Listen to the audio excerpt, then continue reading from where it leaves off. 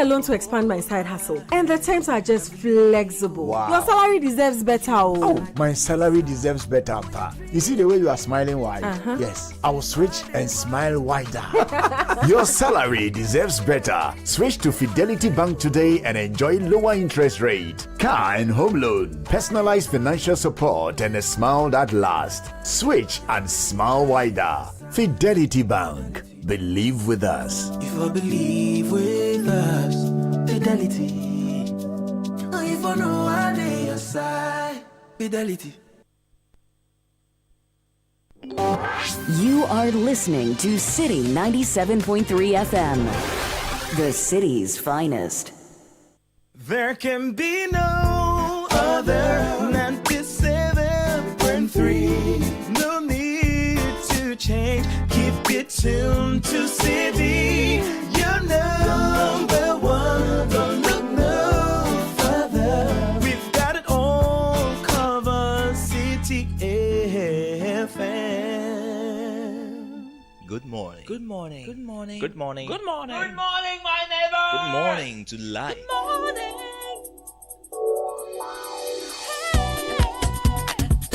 Music. Talk. Inspiration. In perspective. Express yourself. Good morning, my neighbor. Citi FM, your station. It's a refreshing lifestyle. Citi FM 97.3.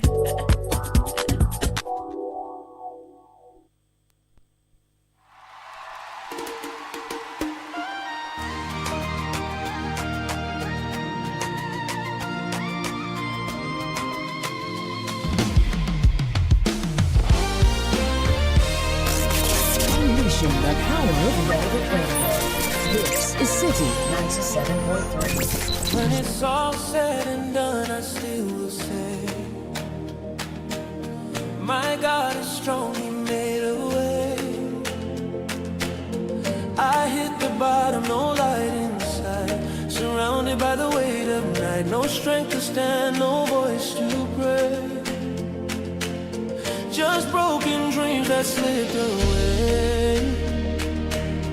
But even there, in my despair, I found my God was already there. He never left, He never failed. His mercy rose.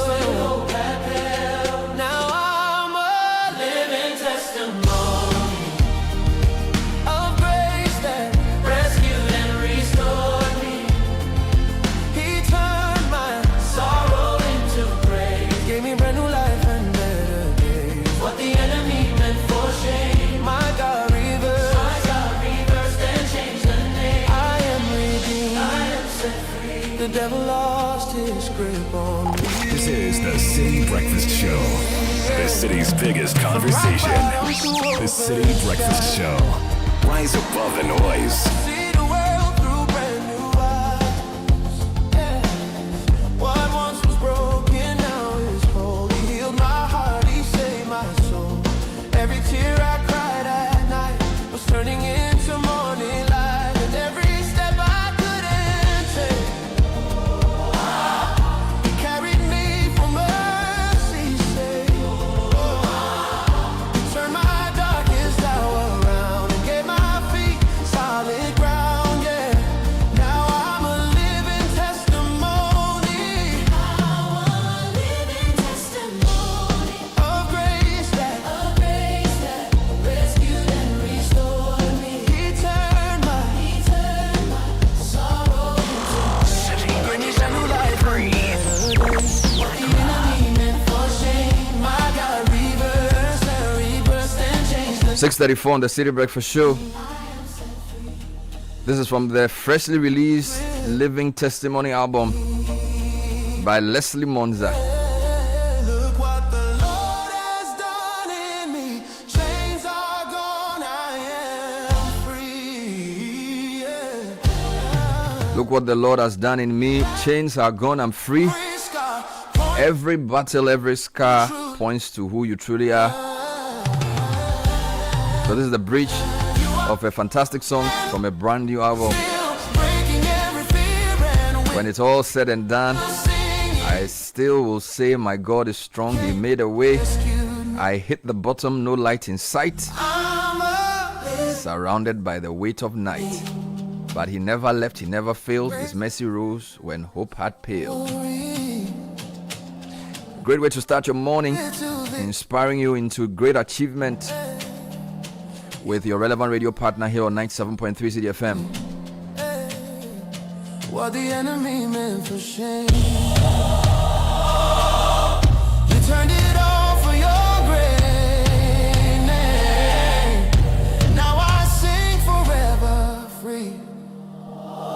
The devil lost, I belong to thee. Yeah. When it's all said and done, I will say, my God made a way. I'm free,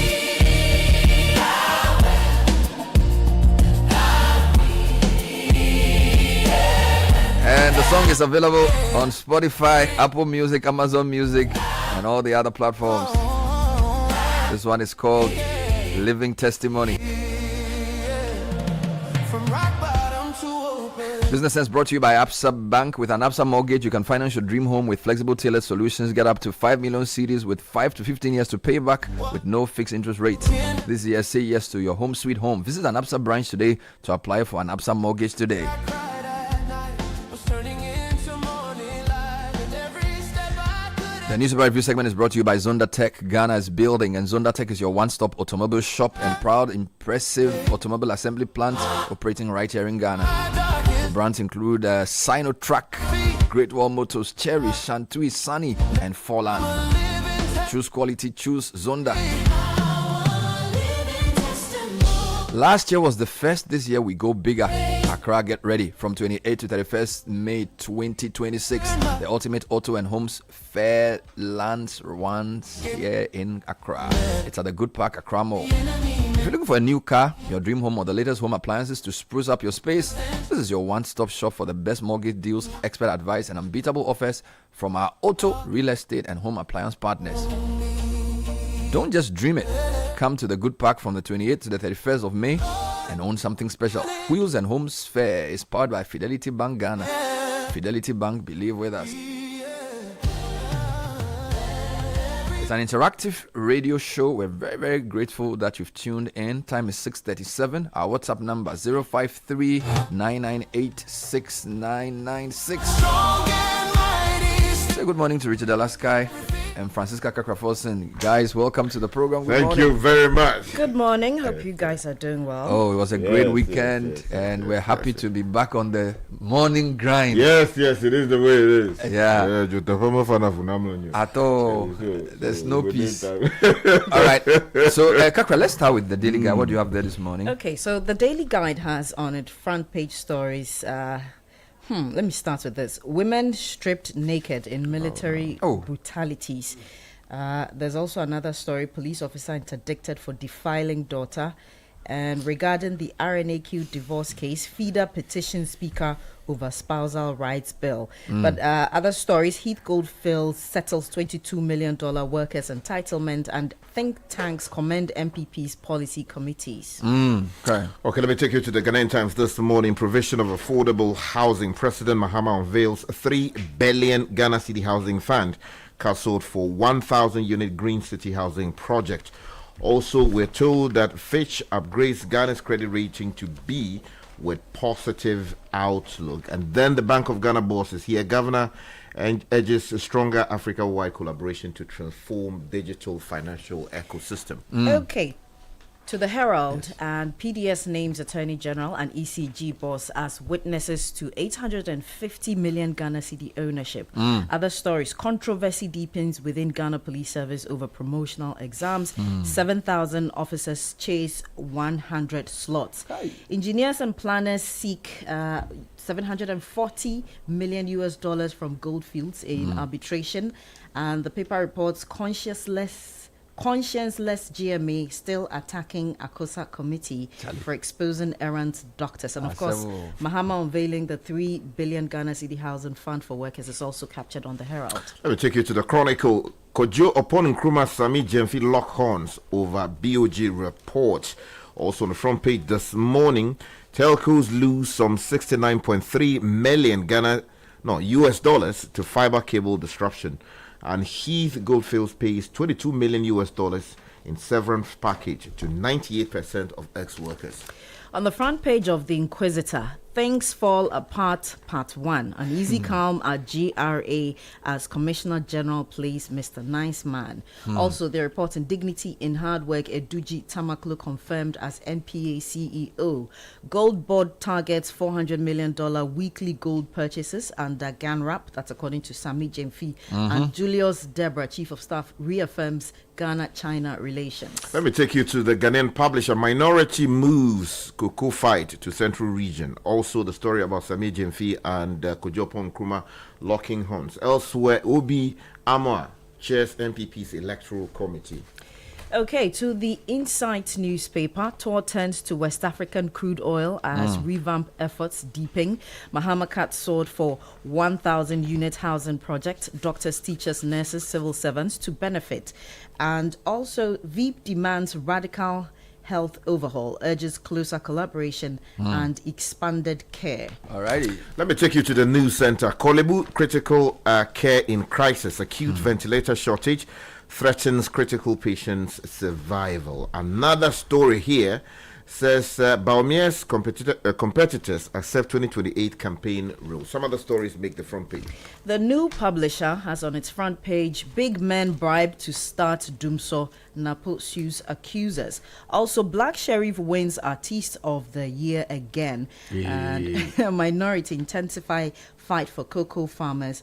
Also, Nkrumah chairs NPP Policy Committee. And NIA shut down fears as workers declare indefinite nationwide strike. Let me take you to the Informer. Apenyo Markin accuses Yoko Boss of centralizing power. The two men here on the front page this morning. Fix power crisis, stop propaganda.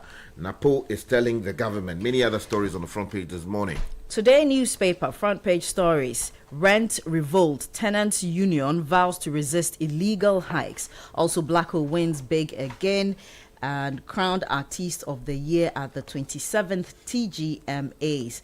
And Mahama ignites 1,000 units. That's the housing story. And also mental health spike. 15,000 visits to Kolebu Teaching Hospital yearly. Let me take you to the custodian. Upon Nkrumah chairs MPP's policy committee, CDD Imani Lord the initiative. Also on the front page this morning, MPP sets up strategic committees for Victory 2028. Top story on the Daily Gist. Atofos and fumbles over 85 million Ghana City transit goods saga. Also, MPP clears air over policy committee appointments controversy. And Customs Commissioner takes center stage at WCO conference in Sierra Leone. And minority takes cocoa fight to central region. Wager Children's Hospital contractor dares Ministry of Health over inflated claims. And bring Finance Minister for debate upon Nkrumah replies Sami Jemfi. The Republic Press says Baumia closes ranks as MPP prepares for 2028 battle. Also, Okoboy jumps into Wager Hospital controversy and is challenging procurement allegations. Some of the stories on the front page this morning. Okay, finally for me, before I bring you BNFT, Daily Democrat is reporting upon Nkrumah lies about BOG exposed, coming with a picture of the governor and upon Nkrumah. Jospon Vinick sealed Green Energy Partnership. Julius Debrau Fusue Jari champion women-led businesses. Gold Board to buy $400 million gold weekly. That's according to the CEO. And NDC revives setting the record straight. The final newspaper I have is the Ghanaian Point. They have a story. Mahama sold for 1,067 unit Green City housing project in the Ashanti region. And something here that is troubling, over 42,000 teachers lack professional qualifications. Seriously? This is according to the NTC. Some other stories on the front page. On the front page of the Business and Financial Times, SEC bets on virtual assets to drive next phase of capital market growth. Also, Heath Goldfields pays $22 million to settle inherited workers' liabilities. Cocoa Board targets new funding model for 2026-27 cocoa season. And digital lending expands across Africa. That's according to the MML CEO. CEO. Let me give you the Daily Graphic and the graphic business, and then I'll take you online. So, Daily Graphic leads with the foreign minister who says xenophobia threatens African trade and unity. He's photographed here. Also, make Ghana your gateway to Africa. Governor tells global investor community. And NAT condemns assault on 3 teachers by soldiers. So, that assault story is also making the rounds. The graphic business, banks seize PBC tracks over 257 million CD debt as rescue effort stalls. That's a story by Suleiman Mustafa. I'll touch on it later on. That has to do with the whole cocoa industry. Now on citynewsroom.com, there's so many stories. I'll give you about 4 of them. Government explores egg powder production to tackle glut. All right, and then the police have retrieved 1,400 rounds of ammunition at Bogatanga. And then Galamsey fight a national issue, not MPP and DC, according to Coca. And then there are a couple of political vandalism stories. Armed men destroy NDC office project in Elembele. And then if you go to another website, Channel 1 News, ballot papers destroyed as Bumprugu MPP poll stands chaotic. Oh, so this day and age. I don't even understand. A few more stories on Channel 1 News Online. Mothers are backbone of families and economy. This is Professor Opokwa Jeman. Mama celebrates mothers, praises Lordina in Mother's Day message. And then NIA staff defy management appeal and confirm May 13th strike. I'll give you 3 more websites quickly. The High Street Journal says Ghana's ginger shortage opens door to rising imports from, guess where? China. Ginger from China. Come on, don't think we can produce it. Meanwhile, government records first TV oversubscription in 7 weeks at 80.04% as yields show mixed results. MyJoyOnline.com, Ghana Publishing Company records 16.9 million CD profit this last year, more than 6 times the 2024 performance. And then wheat take over multi-million 1D1F starch factory in Asin South. Okay. There's a lot of stories. Sky, so let's just group the stories, right?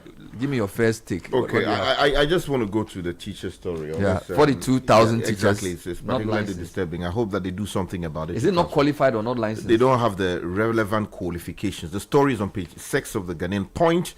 Says that the National Teaching Council, NTC, has disclosed that more than 42,000 teachers currently working in basic and senior high schools across Ghana do not possess the professional qualifications required to teach. Now, according to the council, nationwide survey revealed that about 12,279 teachers in senior high schools and more than 30,000 teachers in basic schools across the country are in classrooms without professional certification and teaching licenses. Now, speaking to the media in Kumasi during a matriculation ceremony for students enrolled in the Special Postgraduate Diploma in Education program, Francis Adai said the situation has prompted the NTC to introduce an 18-week fast-track teacher education program, and he goes on to supply further details of this particular story to deal with the problem. All right.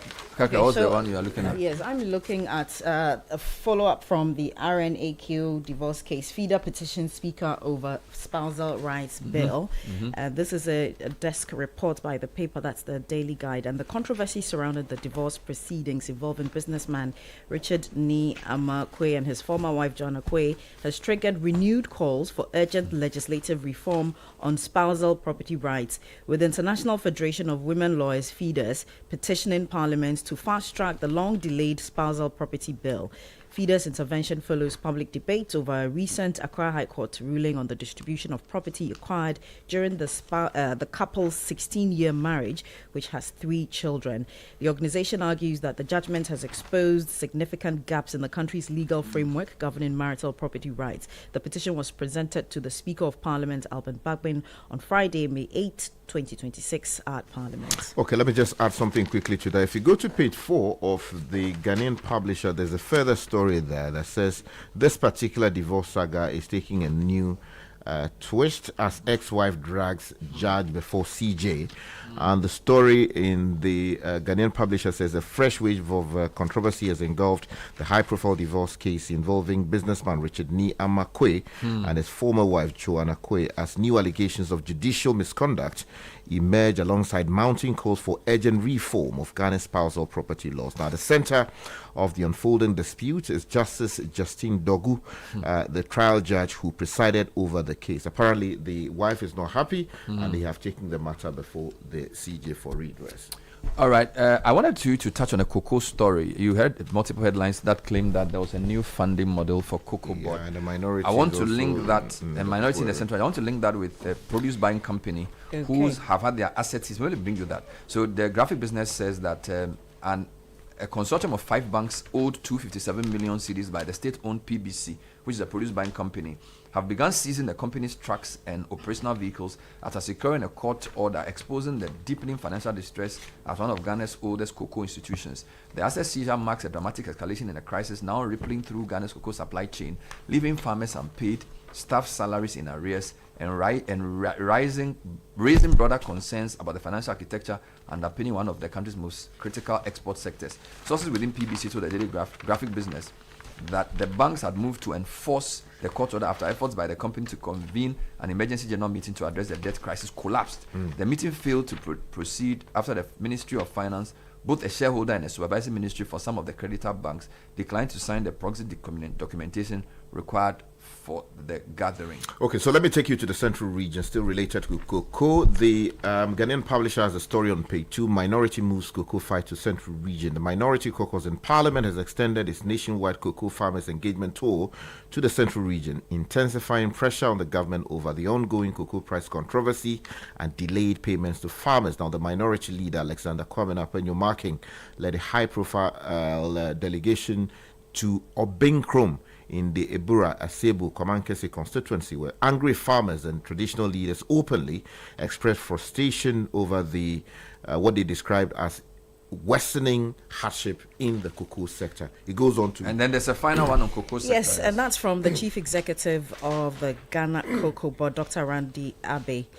He's disclosed that modalities for a new cocoa sector funding model are nearing completion ahead of its implementation in the 2026-27 crop season. He said the new model marks a major shift in Ghana's cocoa finance strategy and seeks to ensure price stability and sustainable farmer income. Dr. Abe made this known during a high-level panel discussion on pre-export liquidity and long-term capital at the Africa Cocoa Finance and Investment Forum held in London. Okay, so let me take you to the health sector. There's a troubling story on the front page of the News Center. Details on page 2 of the newspaper by Elvis Dako. And the story says that the Kolebu Teaching Hospital, which is Ghana's premier referral facility, is grappling with a severe shortage of life-saving medical equipment, raising urgent concerns about the country's ability to manage critical medical emergencies and save patients in life-threatening conditions. Now, investigations have revealed that the hospital's accident and emergency unit, together with its medical and surgical intensive care units, are currently operating with only 10 functioning ventilators, serving a combined 62-bed capacity. Now, Kolebu is a 2,400-bed facility, but currently has less than 50 ventilators. Now, the situation, according to health professionals at the facility, has created a dangerous strain on the emergency care provided at the hospital and is forcing medical teams to make difficult decisions about which critically ill patients receive life support treatment. I mean, we shouldn't leave doctors in this position. It's completely unacceptable. I think the health ministry needs to go there, carry out an assessment. Let's see how we can raise money urgently to supply Kolebu with the facilities. And I'll take you to the Komfo Anokye Teaching Hospital because the psychiatric unit there is recording a worrying rise in mental health cases, with about 15,000 outpatient department cases reported annually. Schizophrenia and postpartum depression are among the top mental health conditions treated at the facility. According to psychiatrists, what is even more concerning is that most of the cases involve persons between the ages of 25 and 40 years, an age bracket considered the country's youthful and economically active workforce. Speaking at the launch of this year's Purple Month, acting head of psychiatric unit, Dr. Ruth Owusu-Entry, lamented the increasing pressure on the facility amid limited infrastructure. Guys, resources. I heard the MCE for one of the places in Ashanti yesterday talk about the use of drugs by young people and that leading to mental cases. He was at an event with the Ashanti Regional Chief Imam.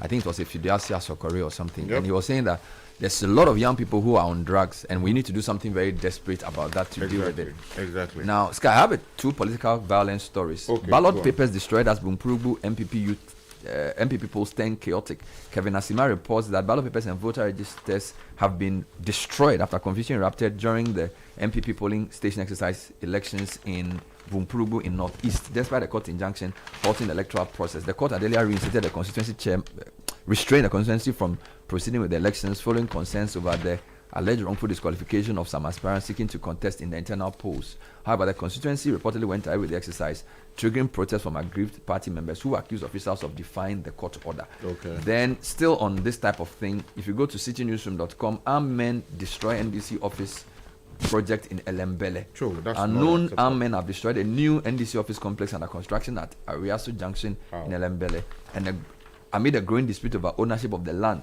The attack, which occurred in the early hours of May 7, saw the assailants wielding guns and machetes as they demolished portions of the facility estimated to cost 1 million cedis. DC Joseph Amar Jekum condemned the incident, describing the actions as unlawful and unacceptable. Okay, Bernard, let's stay with politics. Baumia closes ranks as MPP prepares for 2028 battle. You find a story on page 3 of the Republic Press. The story says Dr. Mahaboud Baumia, flag bearer of the New Patriotic Party, has appointed all 4 of his former contenders in the party's presidential primary elections as co-chairman of newly created MPP policy committees in a move widely seen as a major step toward party unity and strategic reorganization ahead of the 2028 general elections. You know all 4 of them. So you want details, grab a copy of that paper. And then also the custodian has another story on the MPP. Upon Nkrumah chairs MPP's policy committee. That story came actually last week with the list of policy committee. Actually, there's a more substantive Upon Nkrumah story where he and Sami Jemfi are trading words over the loss. One version here on Channel 1 News says BOG's 34 billion loss cannot be downplayed.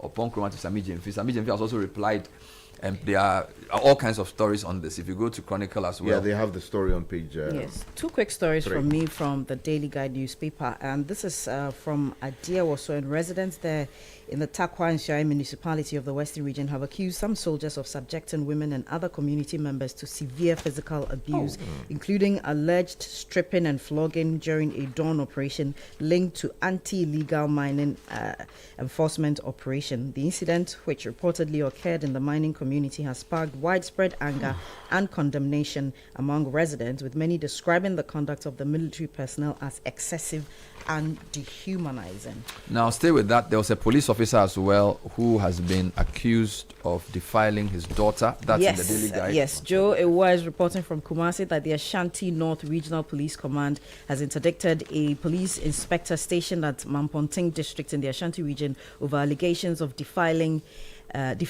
involving his 14-year-old biological daughter. The officer, identified as Inspector Desmond Owusu-Efriye, is currently under investigation by the Domestic Violence and Victim Support Unit DOFSU at Agona District following a complaint lodged by the victim's mother, Charlotte Sama. Let me stay in Ashanti region. Mahama cut short for Green City housing project. He's also promised better housing for workers. The president has cut short for the construction of the Green City project at Desuya in Ashanti region as part of efforts to tackle Ghana's growing housing deficit.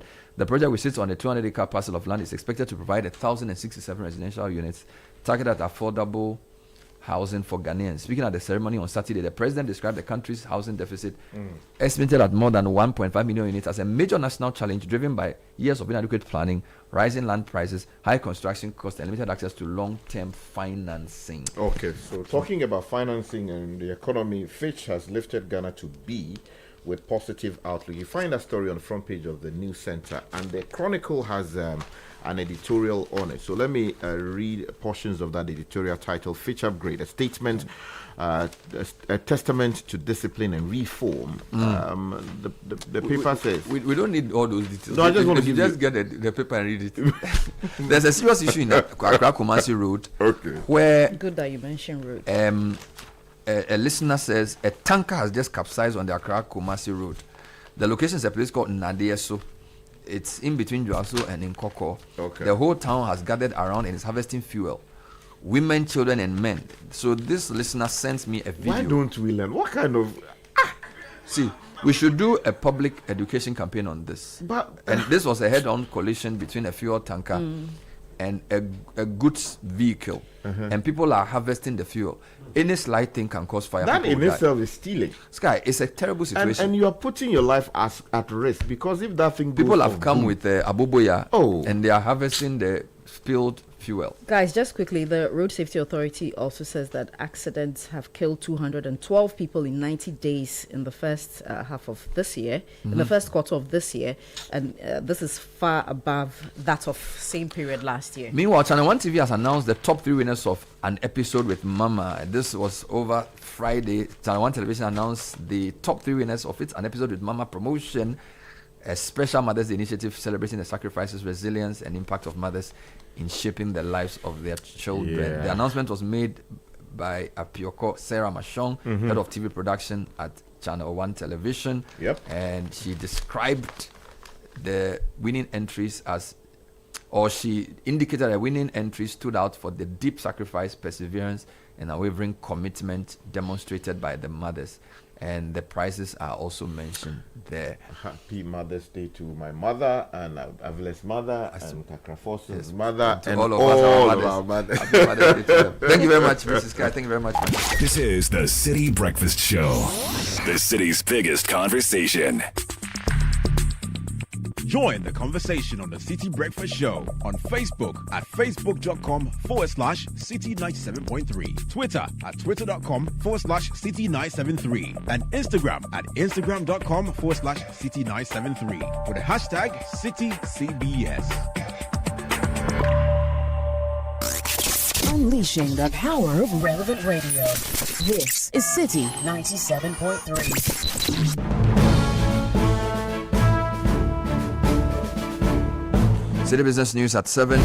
Monday edition has Ni Latte with the details. Good morning, Ni. Good morning, Bernard. Hello and welcome to the breakfast edition of City Business News, brought to you by MTN, EcoBank, Valex, and Goel. Goel, good energy. Coming up, Fitch Ratings affirms DDP repayment will push Ghana's debt service cost higher from 2027.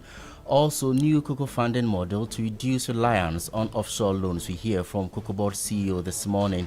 Much later, government explores egg production to tackle glut.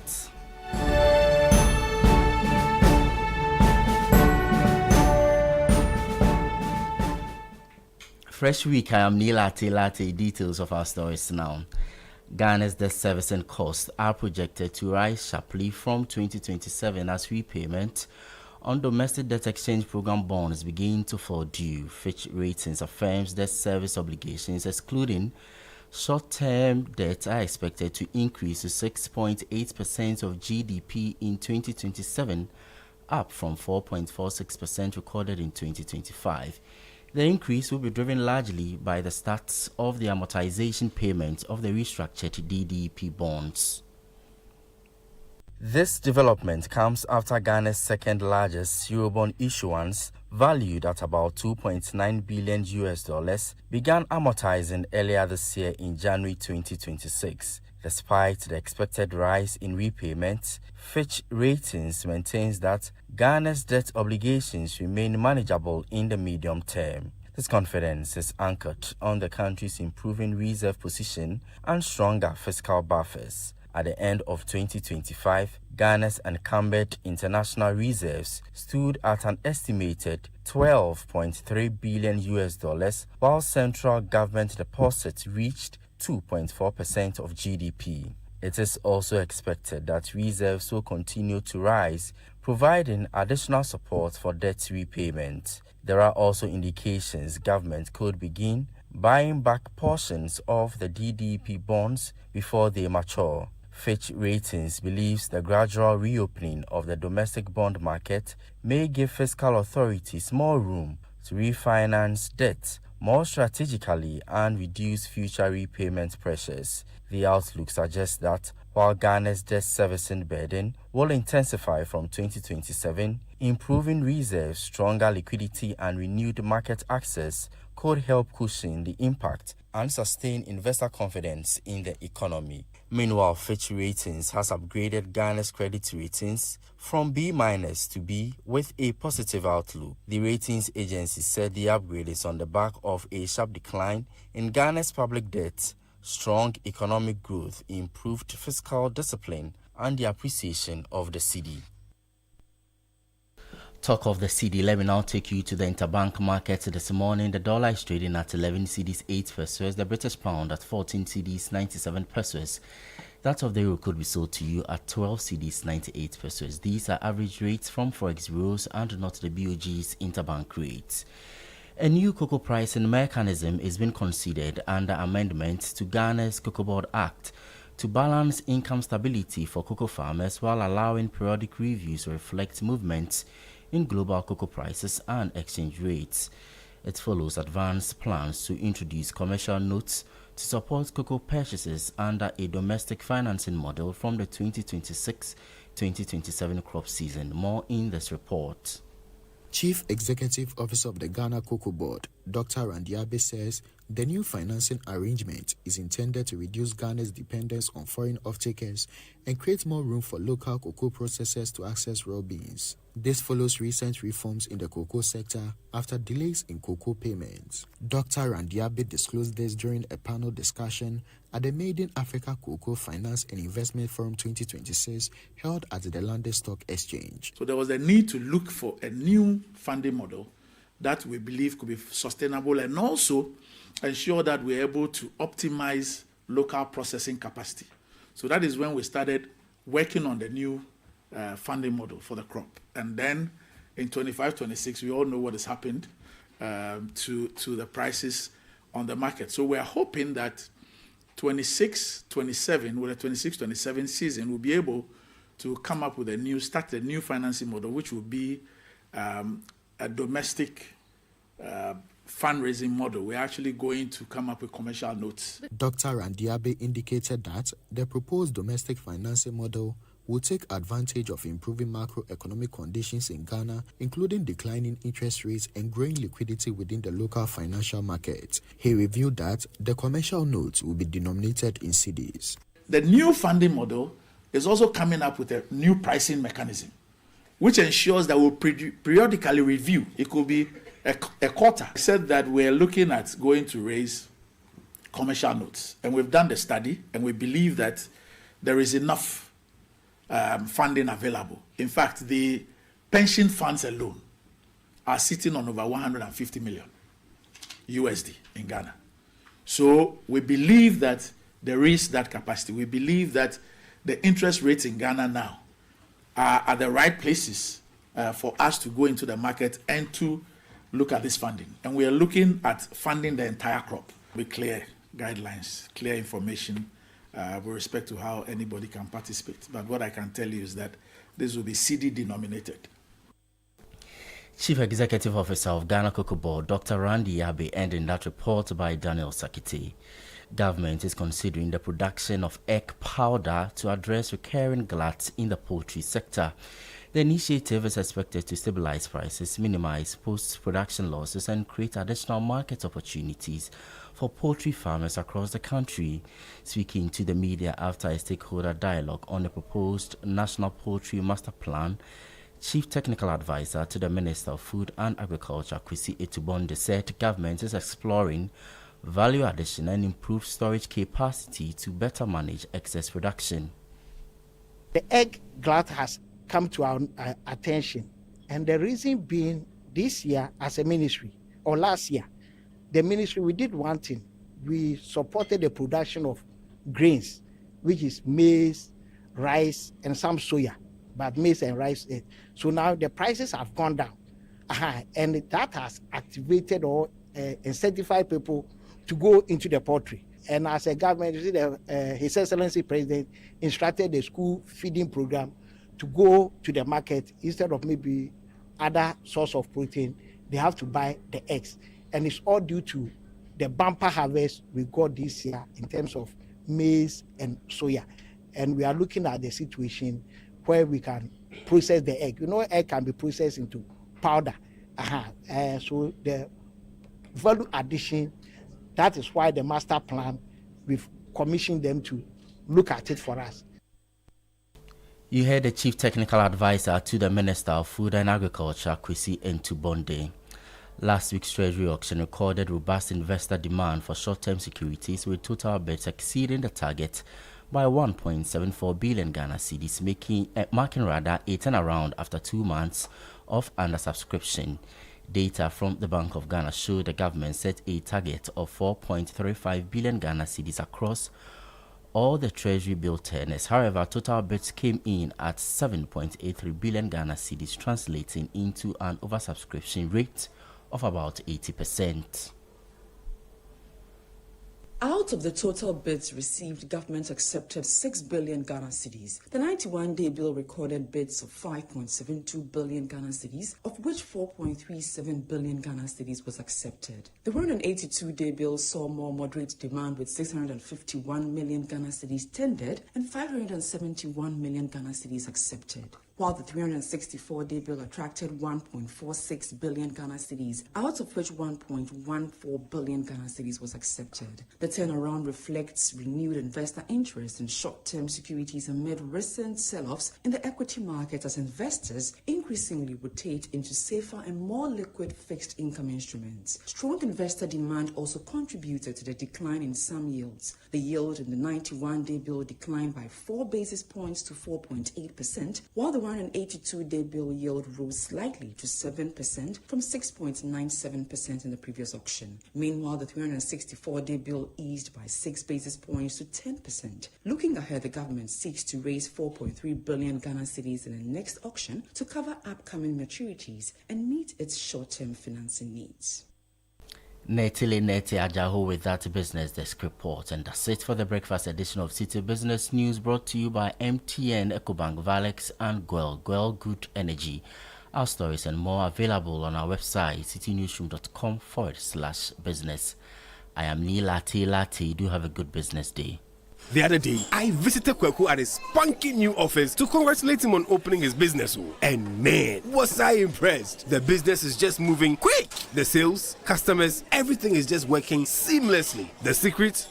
He said, it's MTN Business Broadband. In this fast-paced environment, we need fast and reliable internet to support all business types. No laggy online meetings, great download and upload speeds, impeccable business management systems, all inclusive. I mean, you can have it all. Shout! I signed on immediately. To enable your business stay ahead and stay connected, make sure you're signed on to the best internet made just for businesses. MTN Business Broadband. Sign up today on broadband.mtn.com.gh and manage your account on my MTN app. Call 0244 308 111 for more information. MTN. Your attention, please. Flight C8 has been delayed. Again. Madam, can you please point me to the water fountain? And please watch my back and phone whilst I'm gone. You can be a traveler with infinite worries. Hello, Mr. Anand. Your lounge access is ready and your seat is warm. Or you can be a traveler with infinite privileges. Champagne, sir?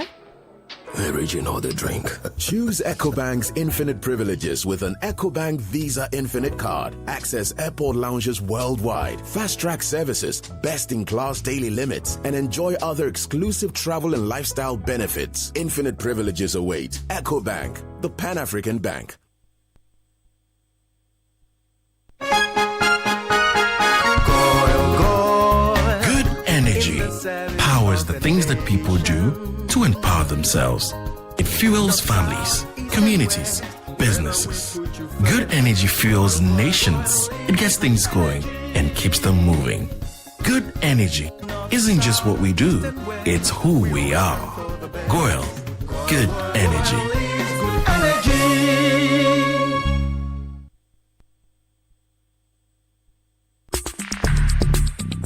Join the conversation on the City Breakfast Show on Facebook at facebook.com/City97.3, Twitter at twitter.com/City973, and Instagram at instagram.com/City973 with the hashtag CityCBS.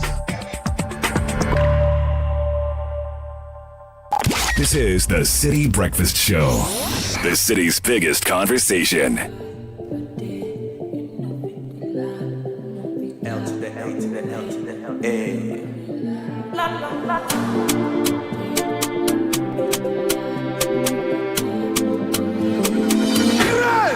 help me make I know they talk much. I wanna be concise. We want to accommodate. Come make I be your bike. Work you from 9 to 5. You go like my hand design. I'm scanning. 12:57. Caleb Kuda here. Good morning to you. Refreshing to join you on the Monday morning. Latte brought you the breakfast edition of the Citi Business News. Many thanks to MTN Girl and EcoBank for making that possible. Quick question: when was the last time you actually enjoyed standing in the queue? Me neither. Whether it's at the bank, the grocery store, no one loves it. That's exactly why we are loving this new move from MTN, switching to an eSIM, the digital SIM that's built into your phone, so you don't need a little plastic card. It's now very easy. MTN has flipped the script, and you can literally set up your eSIM yourself right from your couch. No queues, no waiting, no take a ticket. You just open the My MTN app, follow the steps, and boom, you're live. It's the ultimate life hack. So grab your phone, download the My MTN app if you haven't already, and skip the queue today. Are you looking for quality fuel that gives your engine smooth performance? Don't look any further. Guel Super XP is of premium quality and gives you the correct choice when buying regular fuel. Guel Super XP is fortified with a special additive that gives longevity to your engine, makes your engine perform to the max. Using minimal fuel that takes you further. Just go fuel up your vehicle and enjoy the smooth ride with all the benefits. As you journey the road, look out for Guel stations and fuel up your vehicle with quality you can trust. Guel Good Energy. Your money has been controlling you for long, alive?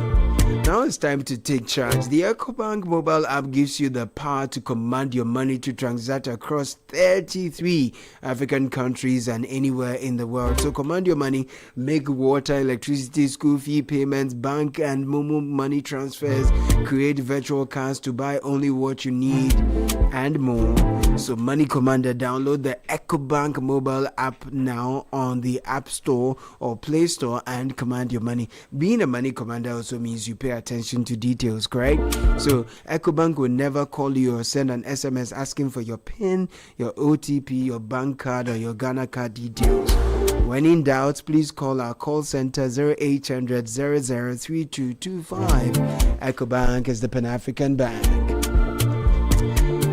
Edwin Kofi is in the studio ready to serve you Kickoff. That's brought to you by Lesheho and Lesheho. Yes, it's brought to you by Lesheho. Lesheho Savings and Loans has great news just for you. Fala season is on. Apply for a loan today to sort out all your needs at the best rates on the market.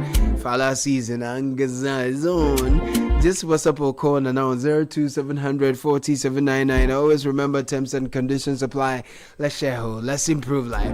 And just before Edwin Kofi comes in, Henley and Partners, your global leader in residence and citizenship planning, helping investors and their families secure alternative residence or citizenship through leading programs worldwide. We advise on the best program for you and your family and assist with the entire application process every step of the way. For many Ghanaians, the key drivers for seeking alternative residence and citizenship include greater global mobility, investment diversification, business expansion, access to world-class education, healthcare, and long-term family security.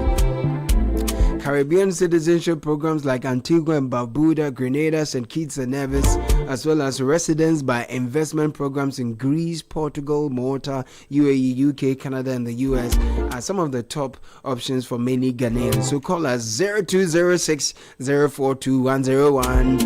Visit us at the Galleria Kempinski Gold Coast City Hotel for free consultation. Our email is ghana@henleyglobal.com. Visit henleyglobal.com to find out more. Ladies and gentlemen, the Edwin Kofi joins us in the studio with Kickoff. Charlie, what's up? I do it for you. What's up? Everywhere past, I hear El Clasico, El Clasico. They say Barca, they beat some people. The people are happy. Oh, Charlie. The Barca mothers say their Mother's Day was fulfilled and things like that. Charlie, if your mother is a Barca fan, she had the best day yesterday. Oh yeah. Because Barcelona, they spanked Real Madrid. No, they gave them what They gave it to them. At the start of the match, now 2-0. And that was it. More details in Kickoff shortly. Now the onus is on Real Madrid to try and turn things around as the full-time whistle goes at the Spotify Camp Nou. Football Club Barcelona are the 2025-2026 La Liga EA Sports champions, a 29th title for them. Barcelona are champions of Spain again, and they did it in style as they beat Real Madrid in El Clasico by 2-0 in the Premier League. Chris Kavanagh is being called over to have a look at the incident. It's just a better look. We've had so many VAR calls this season. This is the most crucial out of the lot, bar none. So Chris Kavanagh has had a look at the incident. Let's hear what he's got to say. After review, West Ham number 19 commits a foul on the goalkeeper. Final decision is direct free kick.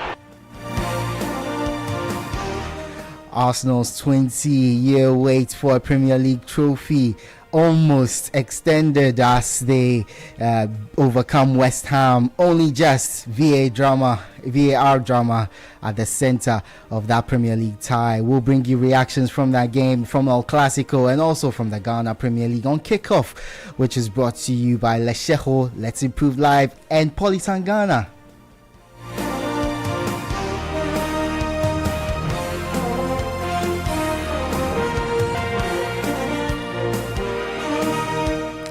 I am Edwin Kwakofi. Good morning. It's 31 days to the FIFA World Cup. Let's start from the Ghana Premier League, and the title race is reaching its boiling point as Mediama edge closer to the crown, while Heart of Oak stumble again, and Kumasi Asante Kotoko keep their slim hopes alive. There's more in this report by Citi Sports' Julio Esrifiamwa. This has been our goal from day one. Since last year, January, our goal is to qualify to the World Cup. And then we were going step by step.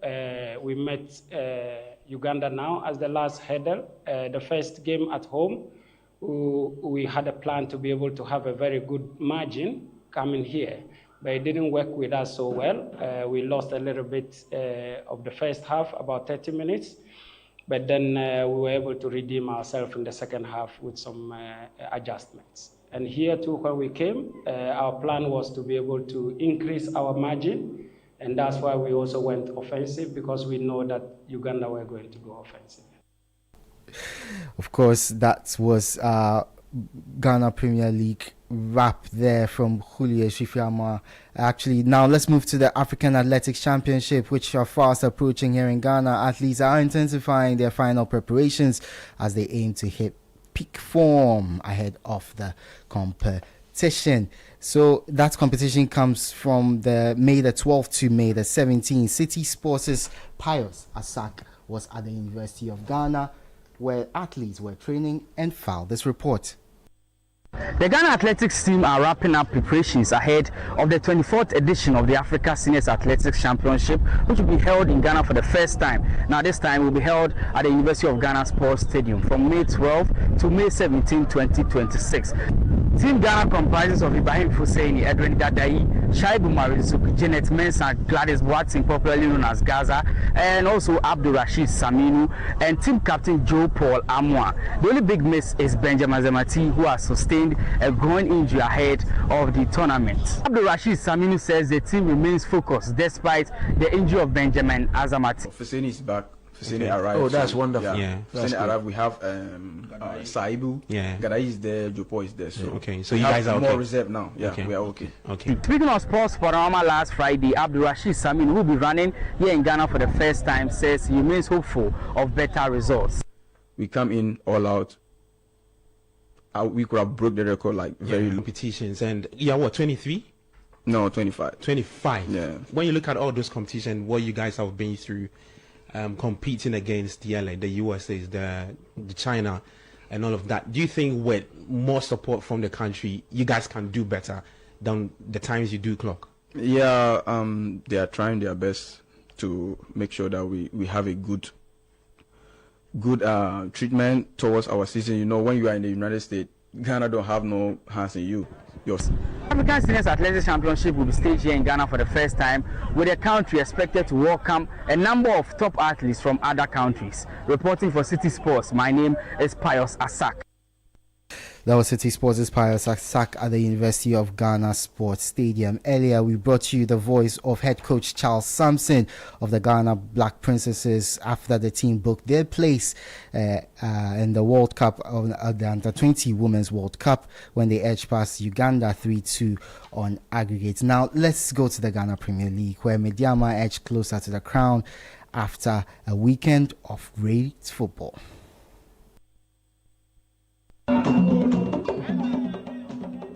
The Ghana Premier League is entering its final stretch, and every single game now feels like a final. With 2 million Ghana cedis on the line, there is no room for an error. We start in Accra House of Oak, and the story remains the same. Another draw, this time goalless against Adriana FC. That is now 15 draws in 32 matches, the highest in the league this season. For head coach Didi Dramani, the issue is clear. Decision making is in the final third. It's part of the sporting event where you have challenges, where you have strengths, and then where you have learning curves. And I believe that this is part of the learning parts. And then I think that it's still decision making. I've said it from day one that we need to improve on our decisions in very key moments where we find our moment. Across town, their biggest rivals responded as Asante Kotoko got the job done. A confident 2-0 win over relegation-bound 11 Wonders. For interim boss Hamza Obeng, it's about finishing strong. It was a nice game for both sides. Fantastic play from both teams. Looking at Wise, they have nothing to lose. So you could see them, they are having a lot of patient build-up from behind and a lot of combined play. Playing with such teams, you need to exercise patience to whenever you are attacking.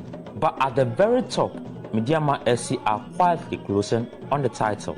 A narrow but crucial 1-0 victory over Pasake Holy Stars. For head coach Ibrahim Tanko, it was never going to be easy. I think it was very difficult. Looking at the first half, you see how the game, very intensive first half. But I think in the second half, we keep our cool, and then we get penalty. Unfortunately, we couldn't make it. But I think when we change and bring Kingsley in, he come and do the job. Meanwhile, defending champions Bibiani Gold Stars didn't even need to kick a ball. They were handed 3 points after Hoho United forfeited the fixture. Elsewhere around the country, Vision FC 3, Kerala United 0, Heart of Lions 3, FC Samatex 0, Berekum Chelsea 1, Dreams FC 0, Young Apostles 1, Nation 0, and Swedru All Blacks 1, Bichim United 1.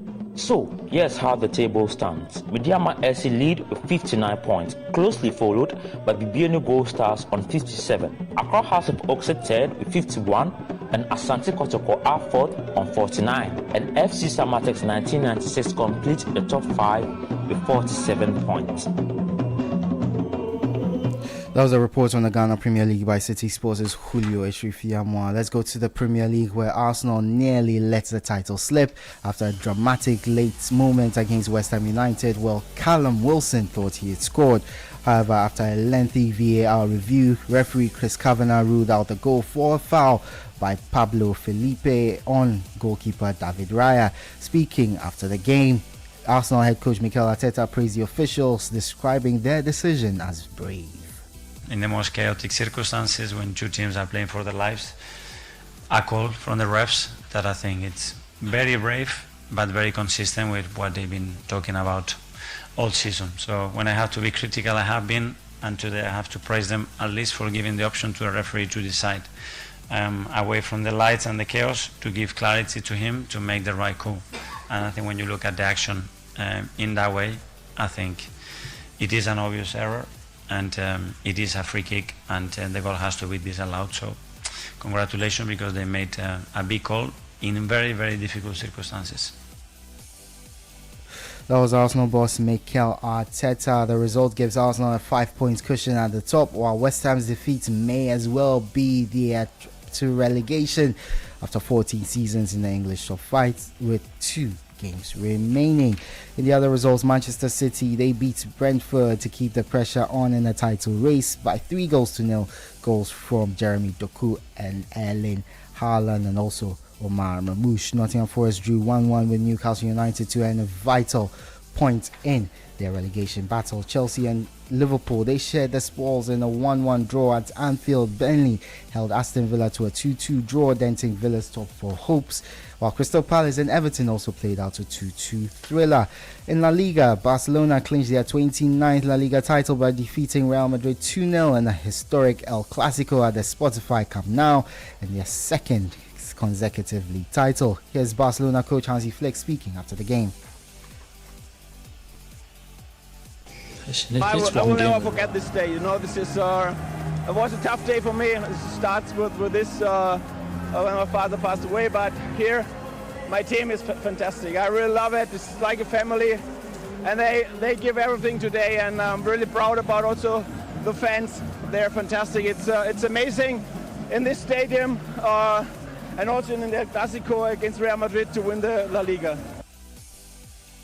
That was Barca boss Hansi Flick speaking there, and that's the latest in the world of sports. For more on all these stories, visit citysportsonline.com. Kickoff was powered by Polytank and Lechejo. The City Breakfast Show with Bernard Avle continues. Join the conversation on the City Breakfast Show on Facebook at facebook.com/City97.3, Twitter at twitter.com/City973, and Instagram at instagram.com/City973 with the hashtag CityCBS.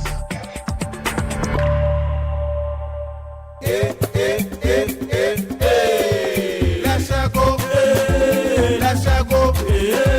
Let's go.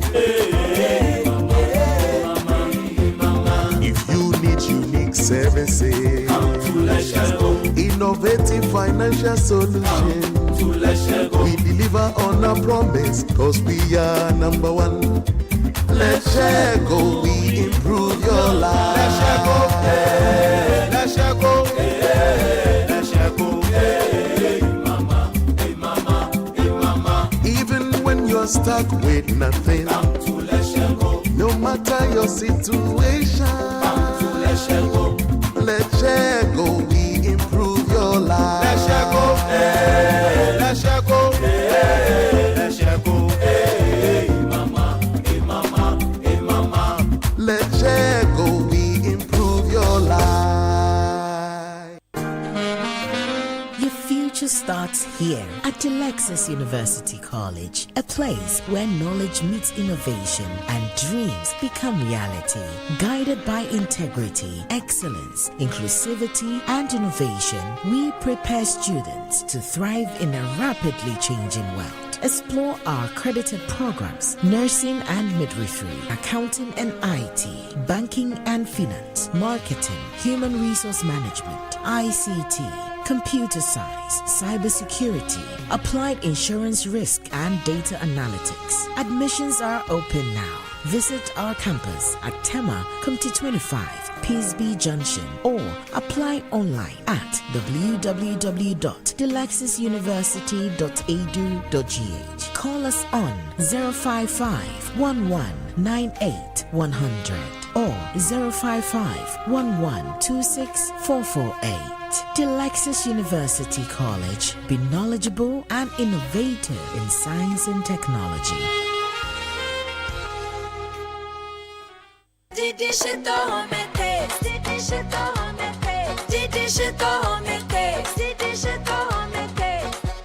Enjoy homemade taste of Shito always with Didi Shito.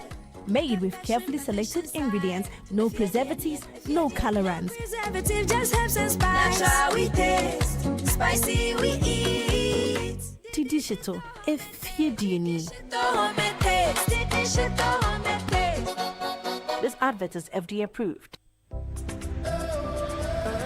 More flights, more flexibility from Accra. Fly conveniently with Air Peace and enjoy 25 non-stop flights weekly from Accra effective 1st April 2026. Now offering multiple daily non-stop flights from Accra to Lagos, giving you more options and greater convenience. Travel further across the region with non-stop flights from Accra to Freetown on Mondays, Wednesdays and Fridays, and Accra to Monrovia on Tuesdays, Thursdays, Saturdays and Sundays. You can visit us at the Terminal 3 Departure Hall at the Accra International Airport or our sales office on the first floor of the UNA Home Building adjacent to Marina Mall, Airport City, Accra. Contact us on +233 200 827 609 or +233 501 619 339 or via email at accra.pse@flyairpeace.com. Air Peace, your peace, our goal.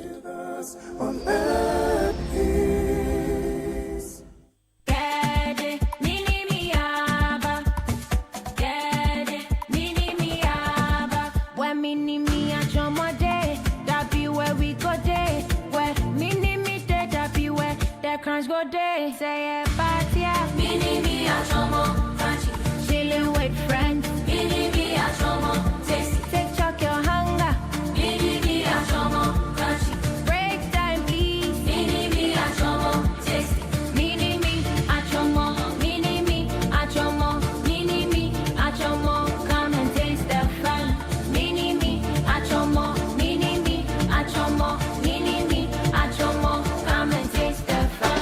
For the laughter, mini mini, mini me a chomo. All the parties, mini mini, mini me a chomo. Let's go dancing, mini mini, mini me a chomo. Taste the fun, mini mini, mini me a chomo.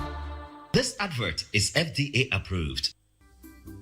Did you know that Ghana's Children's Act Section 91 clearly says, no person shall engage a child in exploitative labor? That means children must not be made to do work that deprives them of their education, health, or development. Hazardous work? That is not allowed. Working in stone quarries, carrying heavy loads as kayaye, hawking on busy streets in the scorching sun, being used as domestic servants in homes, or diving into dangerous waters to untangle nets, rowing canoes for hours under the hot sun, and working all day without food or rest.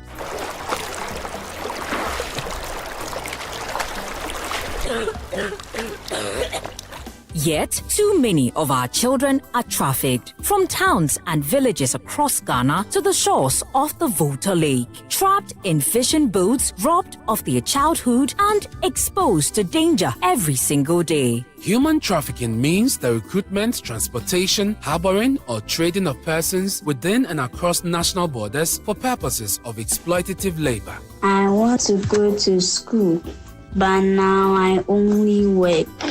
This is child trafficking. It is a crime. It is against the law, and it must stop now. Parents, guardians, community leaders, protect our children. Report suspicious movement of children and do not give your child away to strangers promising jobs. Together, let's end child trafficking now. This message is brought to you by the International Justice Mission with support from the National Commission for Civic Education.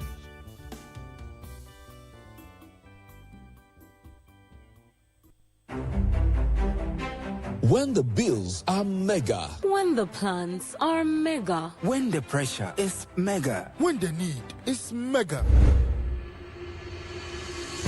Then you need a mega answer. That answer is Societe Generale Ghana's Mega Loan. Societe Generale Ghana's Mega Loans promo is available to new and existing salaried workers, existing loan subscribers, including top-up customers and pensioners. Get support for personal needs, family priorities, school fees, home improvement, business support, and more. Enjoy big loans, low rates with a quick and straightforward process designed to help you move without delay. Visit any Societe Generale Ghana branch today or call 030-2214-314. Societe Generale Ghana. The future is you.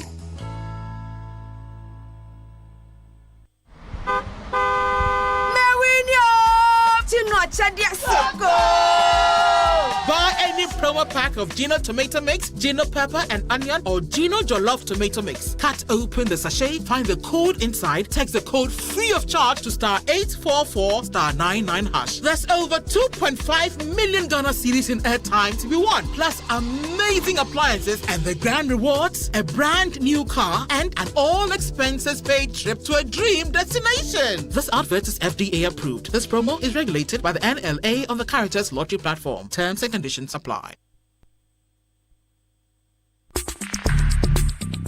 Join the conversation on the Citi Breakfast Show on Facebook at facebook.com/Citi97.3, Twitter at twitter.com/Citi973, and Instagram at instagram.com/Citi973 with the hashtag CitiCBS.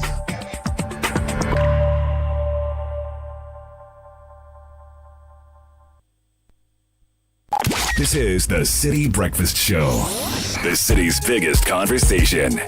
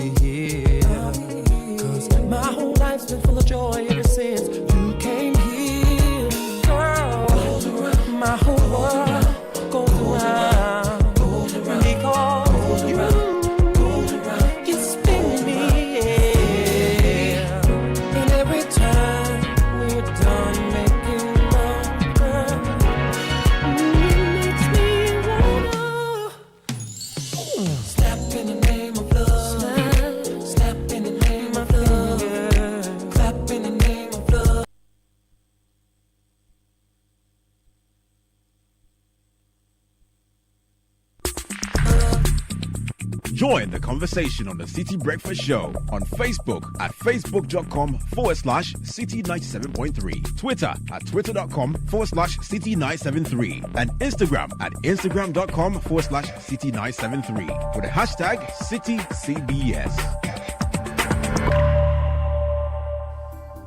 Did you know that Ghana's Children's Act, Section 91, clearly says, "No person shall engage a child in exploitative labor." That means children must not be made to do work that deprives them of their education, health, or development. Hazardous work that is not allowed. Working in stone quarries, carrying heavy loads as kayaye, hawking on busy streets in the scorching sun, being used as domestic servants in homes, or diving into dangerous waters to untangle nets, rowing canoes for hours under the hot sun, and working all day without food or rest.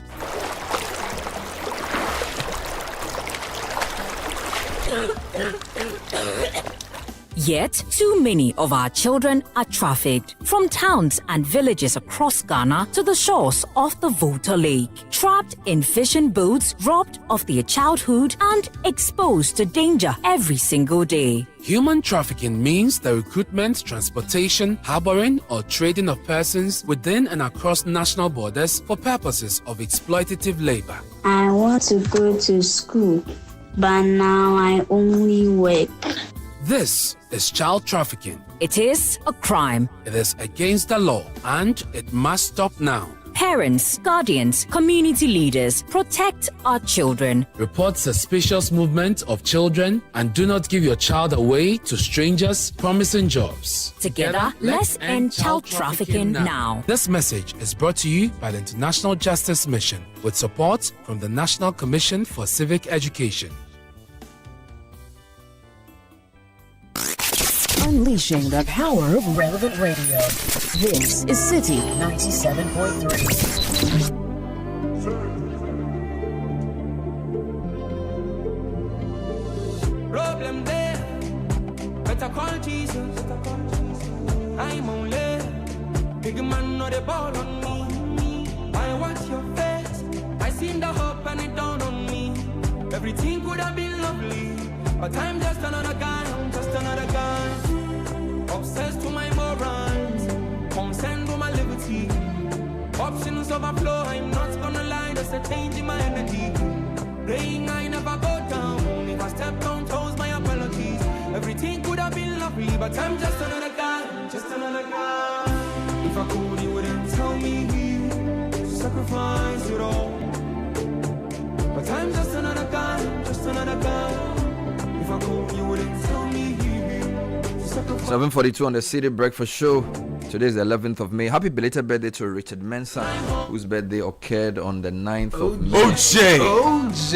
And the colonial overlord. Yes, happy birthday to May Rose Honey. May Almighty Father bless you abundantly. And to Mrs. Kwansima Jan Odei Benefo, Esquire of the West African Gas Pipeline Company. This is from your friend Marianne Rhoda and Franklin.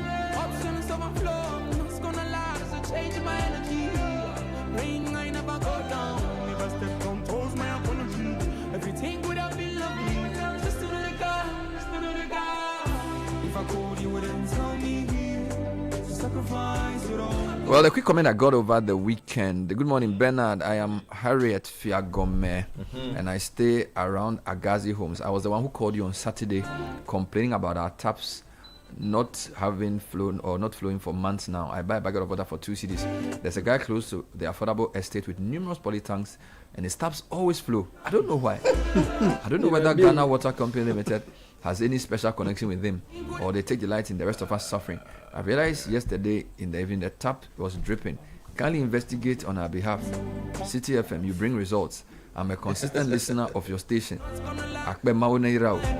So this is from Harriet Fiagome, C25, Agazi Homes. Agazi Homes. Yeah, she says there's a particular house near the affordable estate that always has water. The rest of them, a borehole. Well, that's you should go and find out. You are presuming. He said we should find out. So how is he leaving the area, leaving the neighborhood, coming to ask us to find out? Because radio gets results. Okay. Yesterday there was a very interesting report I saw. Akwesi Ado of Central Region, our correspondent. Right. Some community in the Central Region had a poultry farm, massive poultry farm. And the community members say they can't live in the community anymore because the stench from the poultry farm is too much.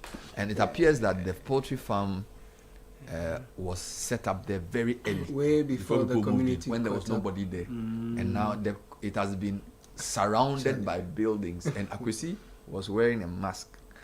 And he said even within the mask it's difficult to breathe. So what should happen in this case?